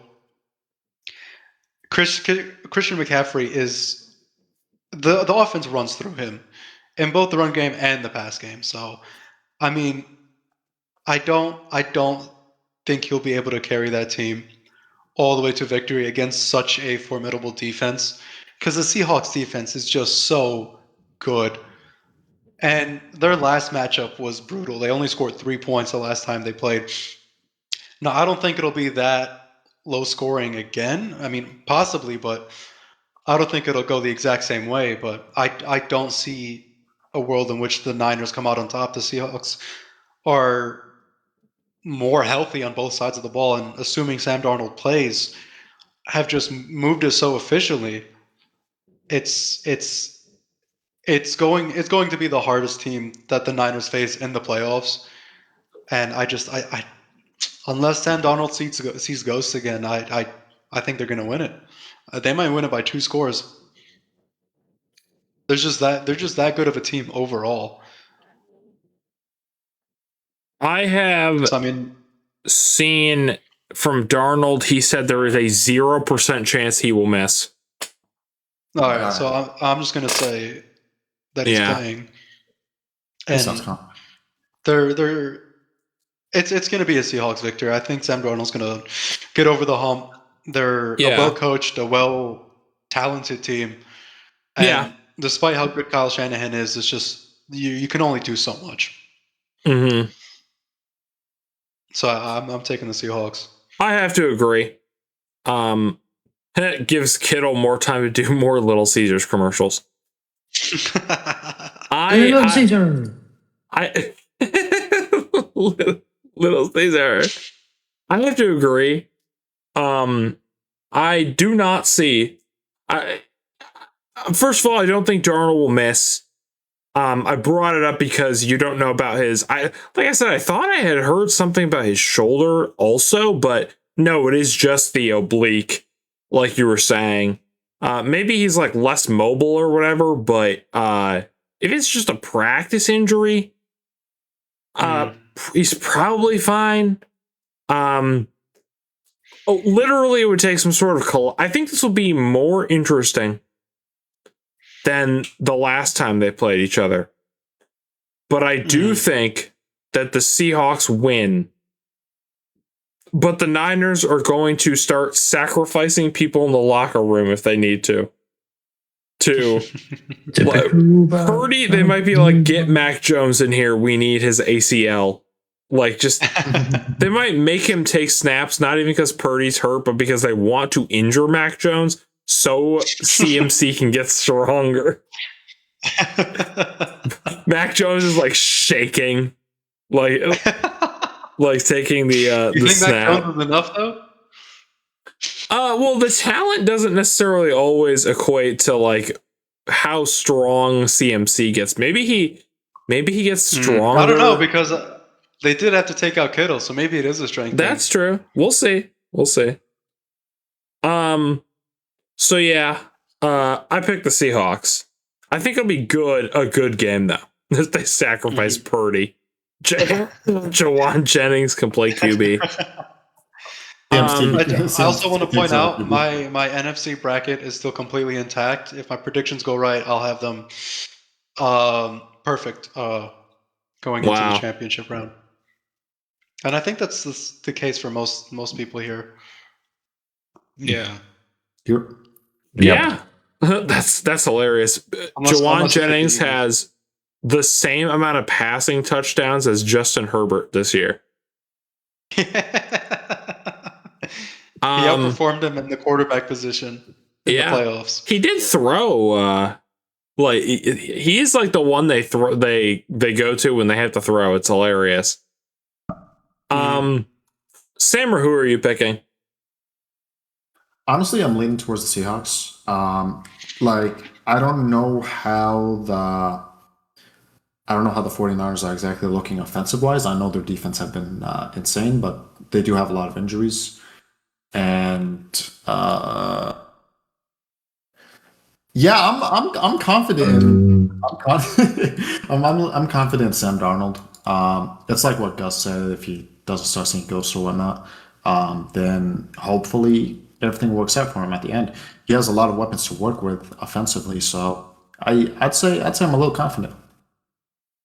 The real question is Rashid Shaheed anytime kick return touchdown. Did he got one last time, right? Yeah, he's not injured, right? No, I don't think so. He's not. Okay. Are you putting together a parlay, Gus? Touchdown? I might.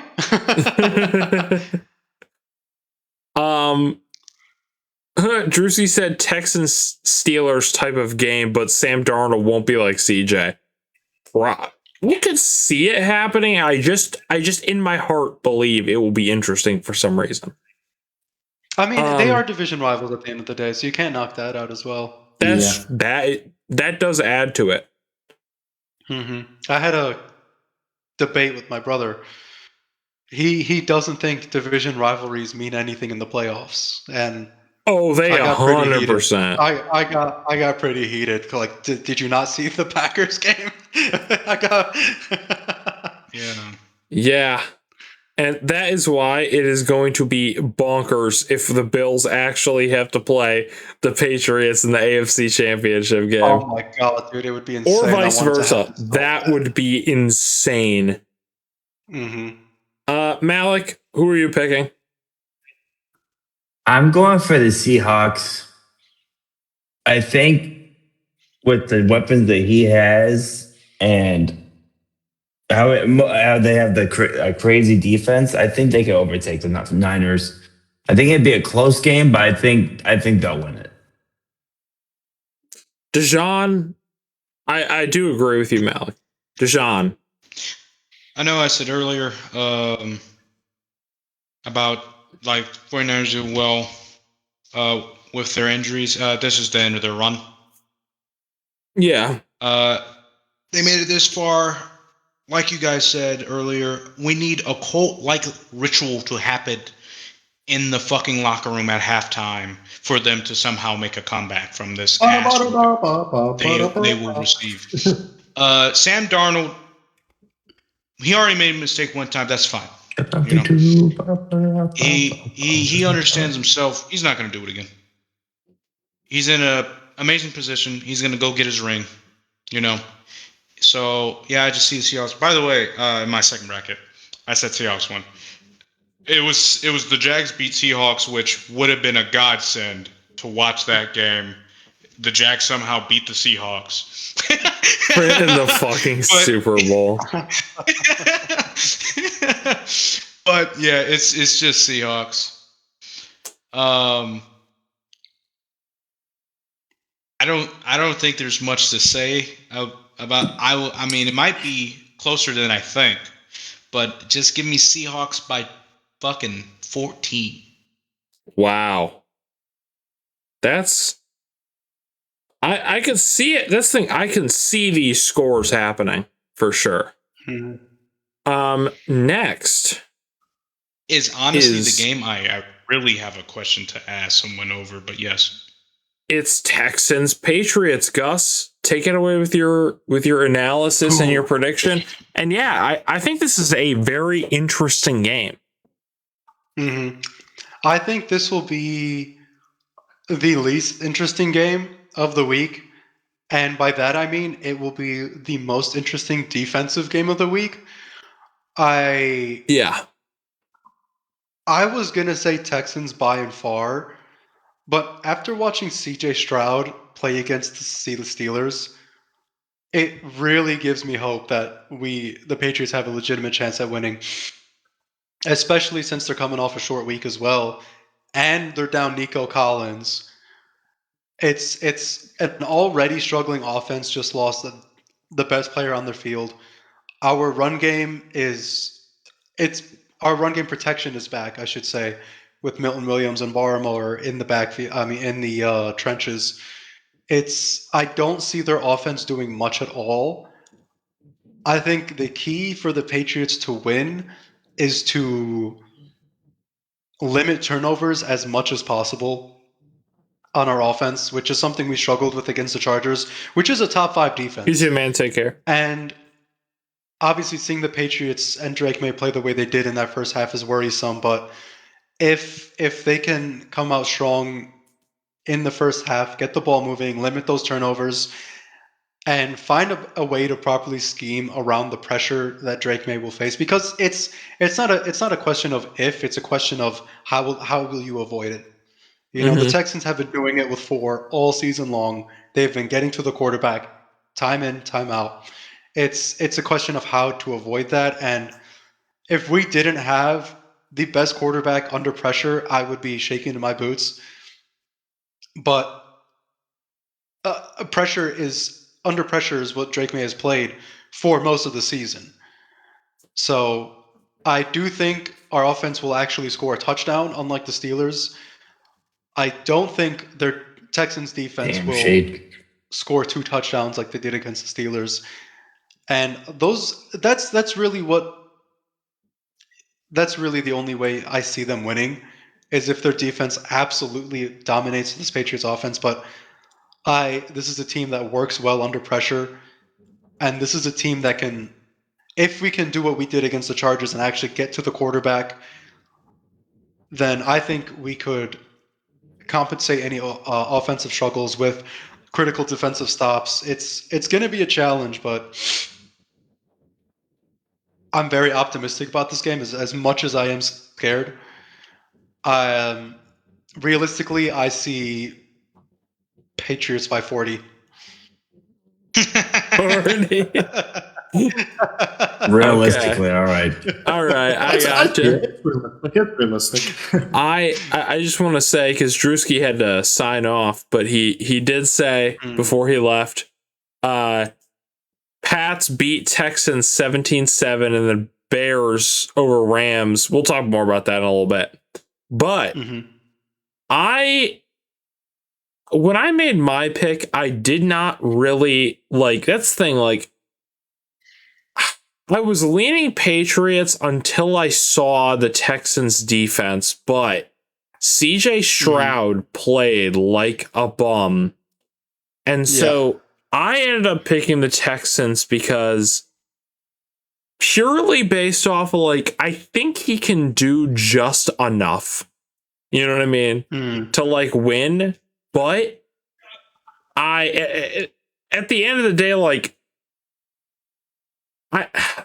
if I could go back and say, okay, I like pick a different, like if I can go back, I would pick Patriots because upon further thinking about it, I just think that like their offense is so like the Texans offense is just so shaky. And the Patriots defense is solid. It's not as good as the Texans. Nobody's is. Nobody's is, yeah. You know. And the Patriots defense is far and above, not defense. The Patriots offense is far and above better than the, you know, Stroud and company. And his 5 fumbles. That being said, I mean, every time I say that, like, Stroud surprises me and actually has a good game once in every 7 weeks. So I don't know. Like, I do think it'll probably be like a closer one. I'm sticking with my pick I made in my video because it'd be unfair for me to change it. Right. So I'm saying Texans. I could see this literally being a 50-50 game of, you know, whoever has the ball last mounts that last like offensive drive, you know, because if the Texans win, it will not be because of their offense, you know. Oh, absolutely. Yeah. It's been the same. It's been the same story all season. It's the defense being able to mask their offensive mistakes. Yeah, and if the Patriots win, like, it probably will be because of the offense. Like, because the offense has to get over, like Drake May probably can get over the hump of the Patriots defense. You know what I mean? But will his O-line let him? You know what I mean? That's the thing. I think we're going to see Drake May scramble a lot, like he did against the Chargers, which of course is scary when it's, you know, because you just don't know what's going to happen. And I'm pretty sure I've seen the Texans defense say, or maybe I'm tripping, but they will absolutely try to kill him if they see him running out in the open. You know what I mean? Oh my God, that's fucked. He will. They will do what they can to knock Drake May out of the game if he's mobile. Now, and the reason, I mean, even if I was a Texans fan, I would still find it so hard to pick the Texans because you take away their run game. If you can take away the run game successfully with your star receiver out, how do you put points on the board if not for the defense?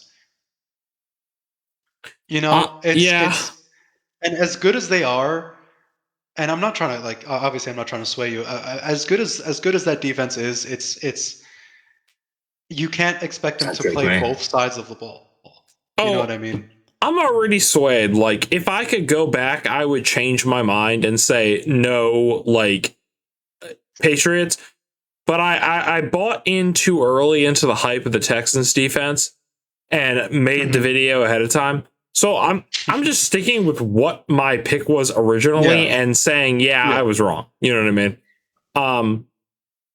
But I can totally see it is the thing.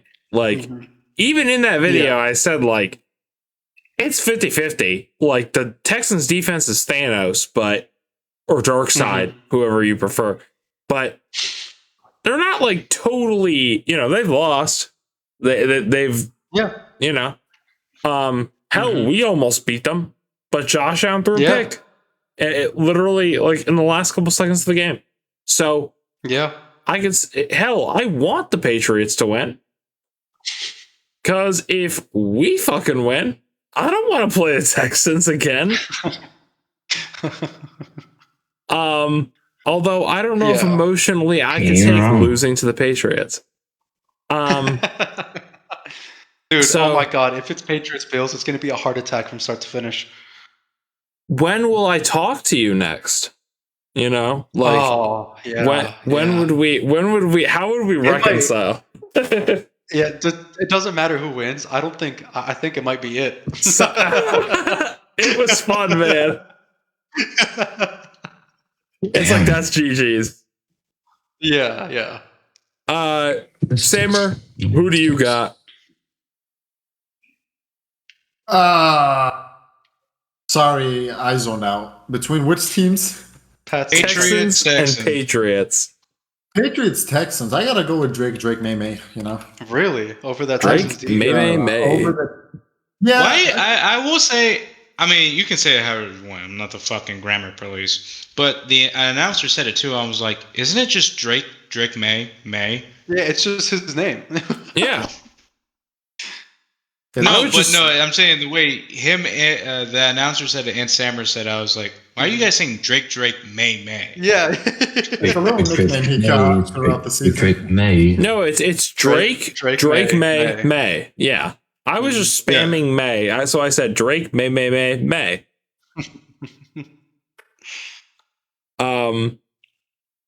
No, it's a toss-up. It's going to be a defensive spectacle. Yeah, I'm excited to watch this game. I am less excited to watch that game. I don't blame you. I would rather take any team in the AFC over the Texans at this point to play in the playoffs. Yeah. Are you sure about that? They're still scary on paper, even though we're downplaying them, you know? Malik. Like, don't get me wrong, I still have faith in the team, but I would much rather. I am going to pick the Patriots. Okay. Drake May is going to go insane and scramble for 100 yards. That would be sick. He'll have to, right? No, I'm just messing. He's got to play offense. Yeah. We'll see. He's also got to be switched with the cornerback. Stevenson has been he put himself together after that start to the season. He was their leading receiver. Mm-hmm. And I was looking at the stat sheet and I was like, what? Yeah, he had a huge play for us. He was really moving that ball. Yeah. And that's the thing about Stevenson. A lot of people knock him out for the fumbles, but when it comes to catching and when it comes to pass blocking, when it comes to blocking as well, Stevenson is a great asset in the backfield. Yeah. Bro, Efton Chisholm with that one pass that was just just wide of Drake May. Yeah. Dude, and the funniest thing is, have you seen, I think I tagged you in a post where it would transition from that play with Drake May to Tom Brady. Yeah. And they both made the same mistake. They both slowed down and didn't commit to the run. Yeah. And they got ball down the road. Yeah. Josh McDaniels wants that play to work so bad. He's like, damn it, if it ain't broke. He's like, it is broke. We must keep trying to fix it. It'll work one day. Dijon, I assume you're picking Patriots by 40. I am picking Patriots. It's the Patriots. Come on, I want them to go as far as they. I really thought some of you would have picked Texans. Huh? No. In the sense of I just want to see you guys go as far as you possibly can. Yeah. And in my eyes, that is the AFC Championship. That's the furthest I could possibly imagine. Super Bowl, probably not. No. You think we can't? You think after beating a Texans defense, we can't make it to the Super Bowl? No. They could. I think Broncos, Bills, whoever wins, beat you. Really? Yes, just to keep you out. To keep you out. I think it doesn't only. It's tough. I think I know it doesn't work like that, but I'm saying that's how I envisioned it. I think the Bills have a better chance of beating the Patriots than the Broncos do. I still am not confident. I'm only saying that because we are divisional rivals. Mm-hmm. And then finally, the last game, Patriots by 40, Dijon. Let me clarify this before we move on.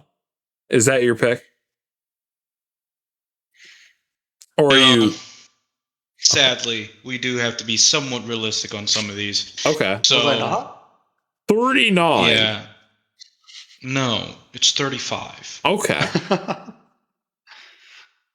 That would make me more scared. It was probably actually gonna pick 39. 39. Yeah, I would. If you beat the fucking Texans by 39 points, I would shit. Oh my god, bricks. dude! I would put money that the Patriots win the Super Bowl if we beat the Texans by 39. Although, like, technically, I mean, if the Texans scored 0 points, it would be matter on how many offense. pick sixes did Shroud. Yeah, that's true. That's true. I was gonna say how many mistakes does Shroud make? You know. Mm-hmm. Sorry, I'm yawning. We got one more game left. Final game. Don't take this is Rams Bears. I forgot to mention. So these two games are on Sunday, and they are they're at like weird ass times. So the Texans Patriots game is Sunday at 3 p.m. and Rams Bears is 6:30, and it's Sunday at 6:30. That's like the prime time spot, not 8. You know, I mean, I'm glad because I want to watch it, and I don't want to have to. I guess MLK Day is. Yeah, I'd have to wake up early on Monday, so yeah. But that is. I think it's weird.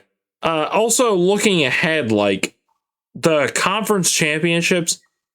I believe one is at 3 p.m. and one is at 6:30 p.m. And I don't quote me on this, but I think the AFC one this year is the early one. I'd be okay with that.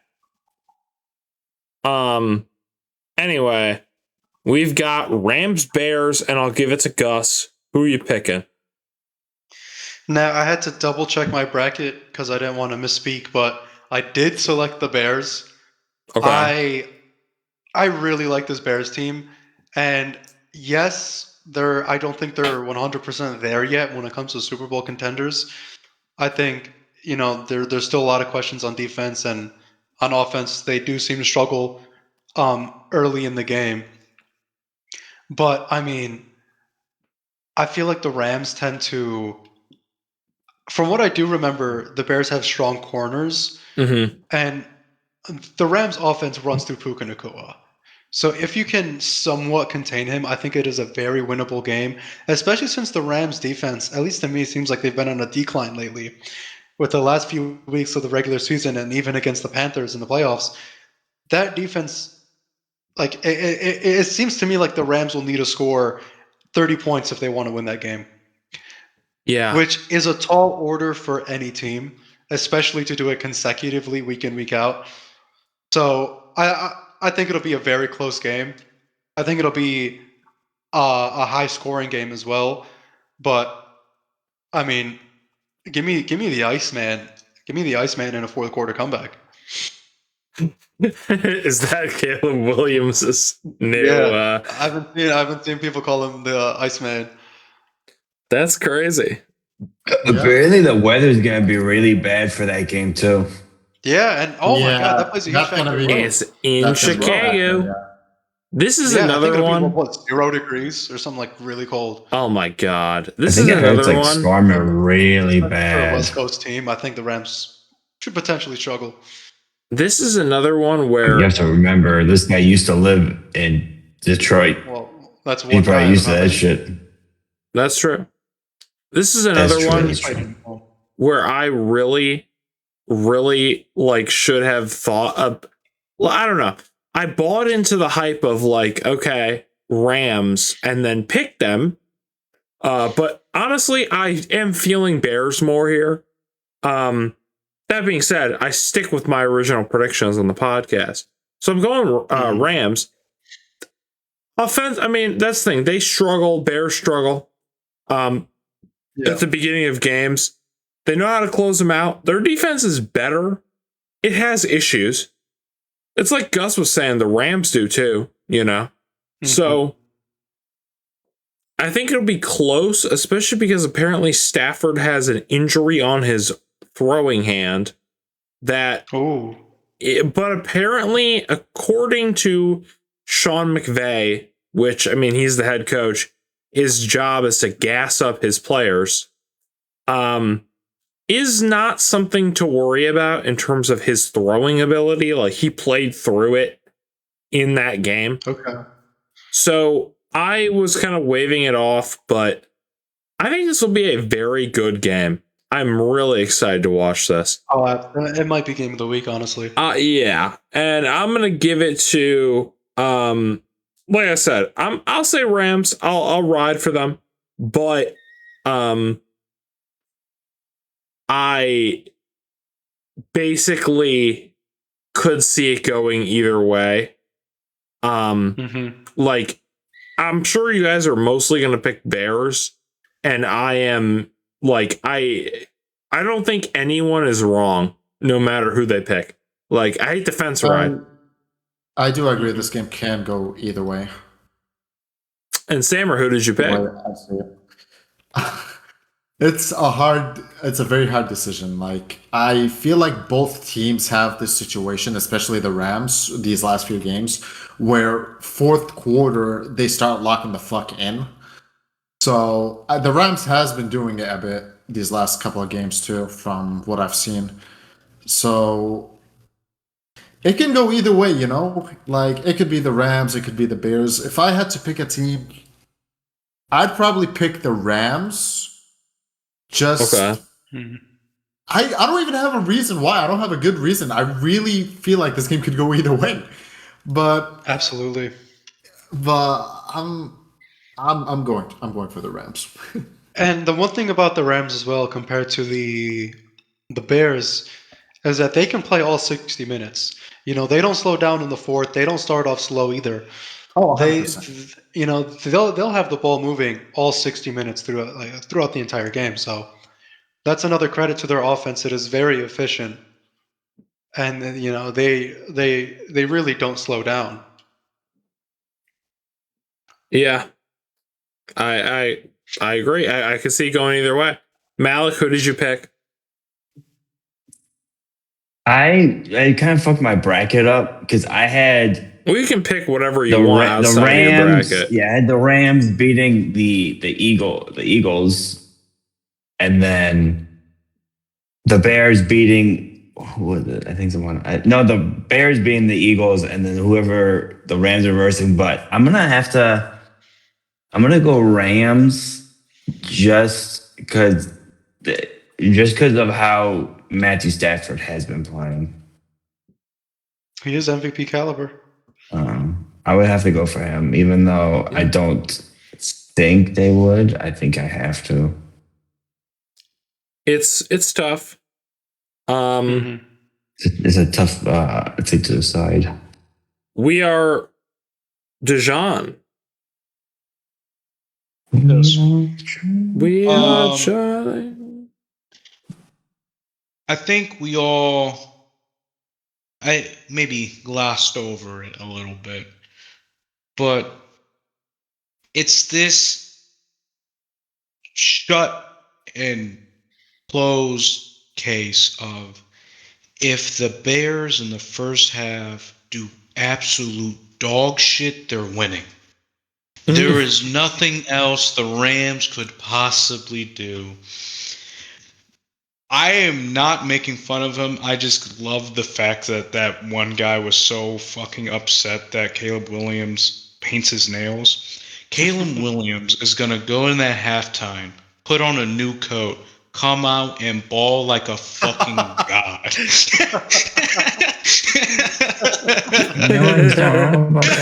Also, can we point out that like when he hit the like game sealing touchdown, he went like, or like something like that. He did. That was so funny. Did you guys see when he was grating the cheese?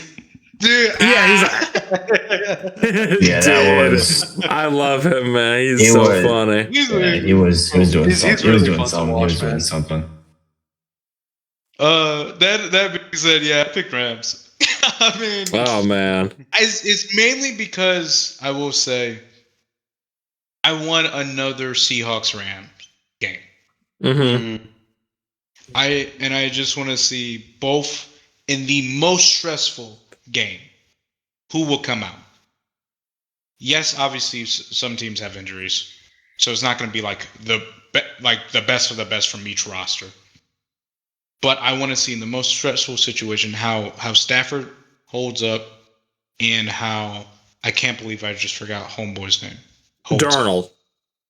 Darnold holds up.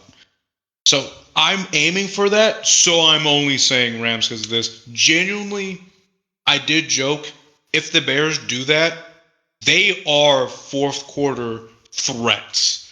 Mm-hmm. Like more than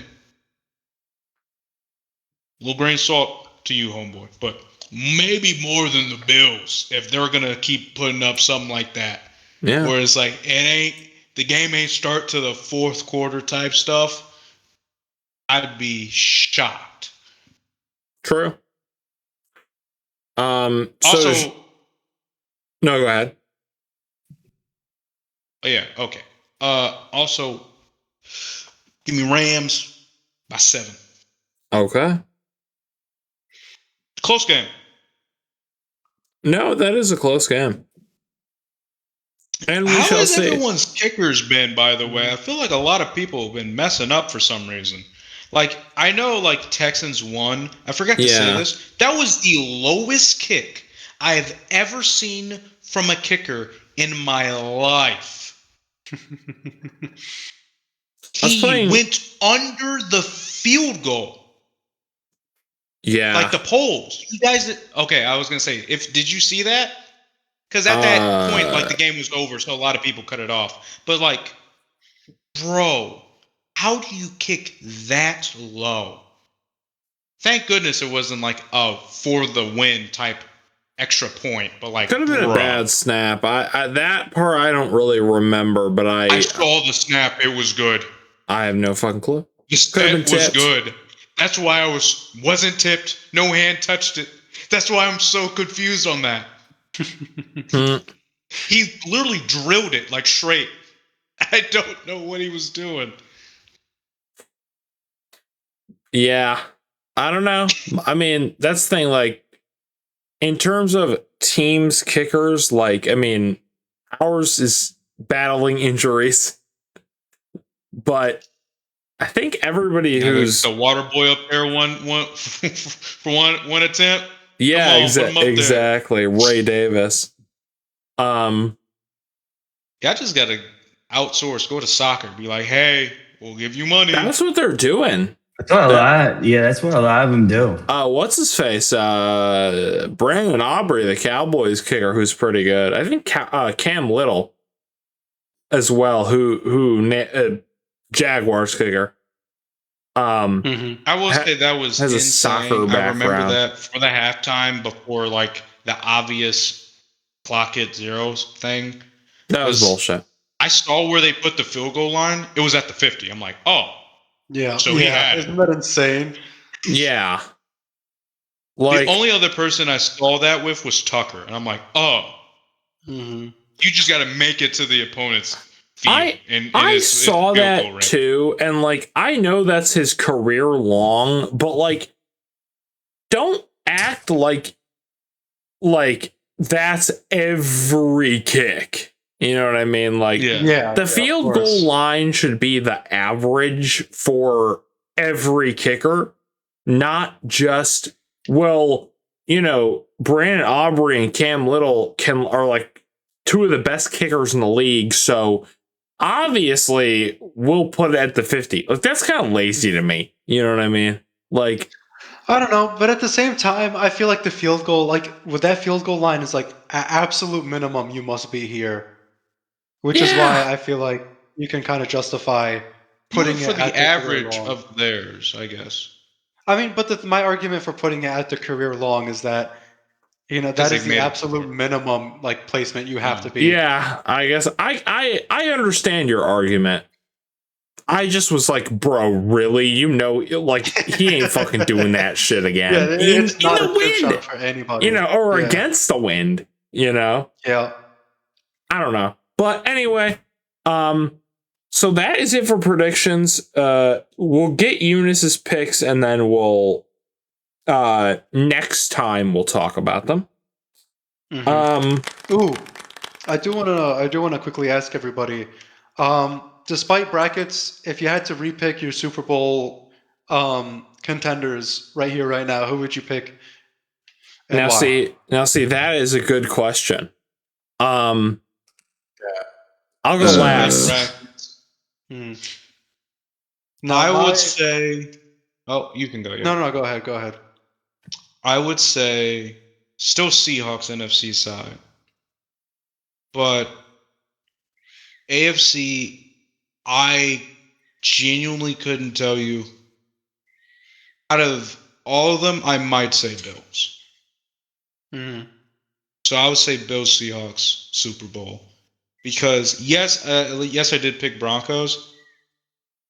Still, to be completely realistic, I did pick that because of my bracket, and at the same time, Broncos during the season, most of their wins, I could be wrong here, but I want to say most of their wins have been within one score range because that's how much the offense sucked in the first three quarters. So I can still see the Bills winning that game, and then Bills beat Pats. I don't know, man. I don't know. What are you acting like? What about the Texans? Isn't that? I trust in your O-line enough. Yes, I haven't watched any of your games, but I trust in your O-line enough. Dude, you haven't seen their D-line then. Oh, they are the goddamn Avengers. Like that is a scary game. Dude, they rush 4 men and it feels like a blitz every time. Yeah, I saw. They got the fumble touchdown off of a 4-man rush. I watched that during the Steelers game. Yeah. Sammer, who's your Super Bowl pick? That's if I had to change my pick, right? Whatever you want. Because I got the Rams selected for the Super Bowl, but if I had to change it, I'd probably pick for the NFC, probably Seahawks. I'd lean towards the Seahawks. And I ain't sucking you off, Gus, but I'd probably lean towards the Patriots for the AFC. I hope they remember to run it instead of throw it. Gus knows.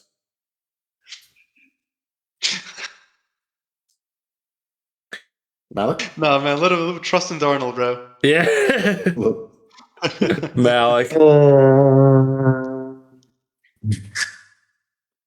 Honestly, I would most likely. The only thing I might change from it is thinking that the Eagles will actually make it to round 2. I thought they would actually do good, but man, were they fucking ass. And then, honestly, I wouldn't change much besides that, and maybe putting more faith in the Patriots, because I have faith in them, but not as much. So who's your Super Bowl? I would I think honestly Rams, Patriots, or Rams or Bills, but I'm thinking Patriots take it. But I believe in the Bills. Okay. I do believe in the Bills. Broncos? You believe? Nobody? No. I don't trust their offense enough like their defense. Their defense not like... That's fair. You don't go, oh my God, look at that pass from fucking CJ Stroud, the MPV material. He ain't. Yeah. No, he is not. The worst part is we can't even really talk much about the Broncos in the playoffs because they were the 1 seed. They got the rest. So we have no Bo Nix could go out and play the best quarterback you've ever watched in your life on Saturday. You know what I mean? But it'd be I only cared about the playoffs. I don't even give a shit about the regular season. But you will never know that until what the fuck is that noise? You will not know that until we watch the game. You know what I mean? Yeah. Unless we see it happen, yeah. if I could redo my Super Bowl prediction, I mean, I want to believe, you know. I think NFC. I'm still going. I want to break free. Oh, it's a vacuum. I was like, what is that noise? Vacuuming at 10:30. I would like to believe. I genuinely am starting to think the AFC Championship is going to be a Bills Patriots AFC Championship. Yeah, that's what I'm thinking. I don't know who would win that. I'm more inclined to believe it would be the Patriots, just because we fucking like.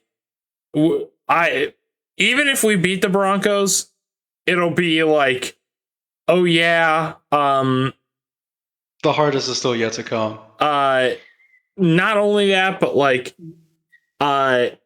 we'll two of our wide receivers will be injured. Like Keon Coleman will be our wide receiver 1. And rest in peace, my granny. She got hit by a bazooka. Damn. I can't stop singing that song. It's just stuck in my fucking head. What song is it's that? not even good. It's just been stuck in my head. You haven't heard that? It's my granny. She got hit by a bazooka. It's just some random guy. Every time I hit the hookah. Oh! Kablam. It's just some random guy. Okay, yeah, I have heard that. That is funny. I saw an ad for Josh Allen with that song. I don't understand why though. Because he is literally playing like the all red Madden character, like minus 11 and everything. But I guess my new Super Bowl, I'll just say, to be pessimist, I'll say Patriots Seahawks. Oh my god! I'm now pretty low on the Rams. Miss Riley is just Bills hate Riley. Yeah. Now, this may seem anticlimactic to you guys, but my Super Bowl prediction has not changed. I'm still confident in a Patriots Seahawks rematch. Okay. Is that I was just curious to see if you is guys that their would change your mind. third meeting or second?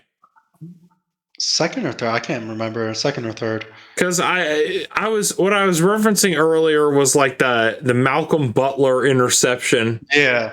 Oh wait, no, because Russ's first was against the Broncos. Okay. Yeah, it wasn't against the Pats. There's a 50-50 chance we could. No, not 50-50. I'm stupid.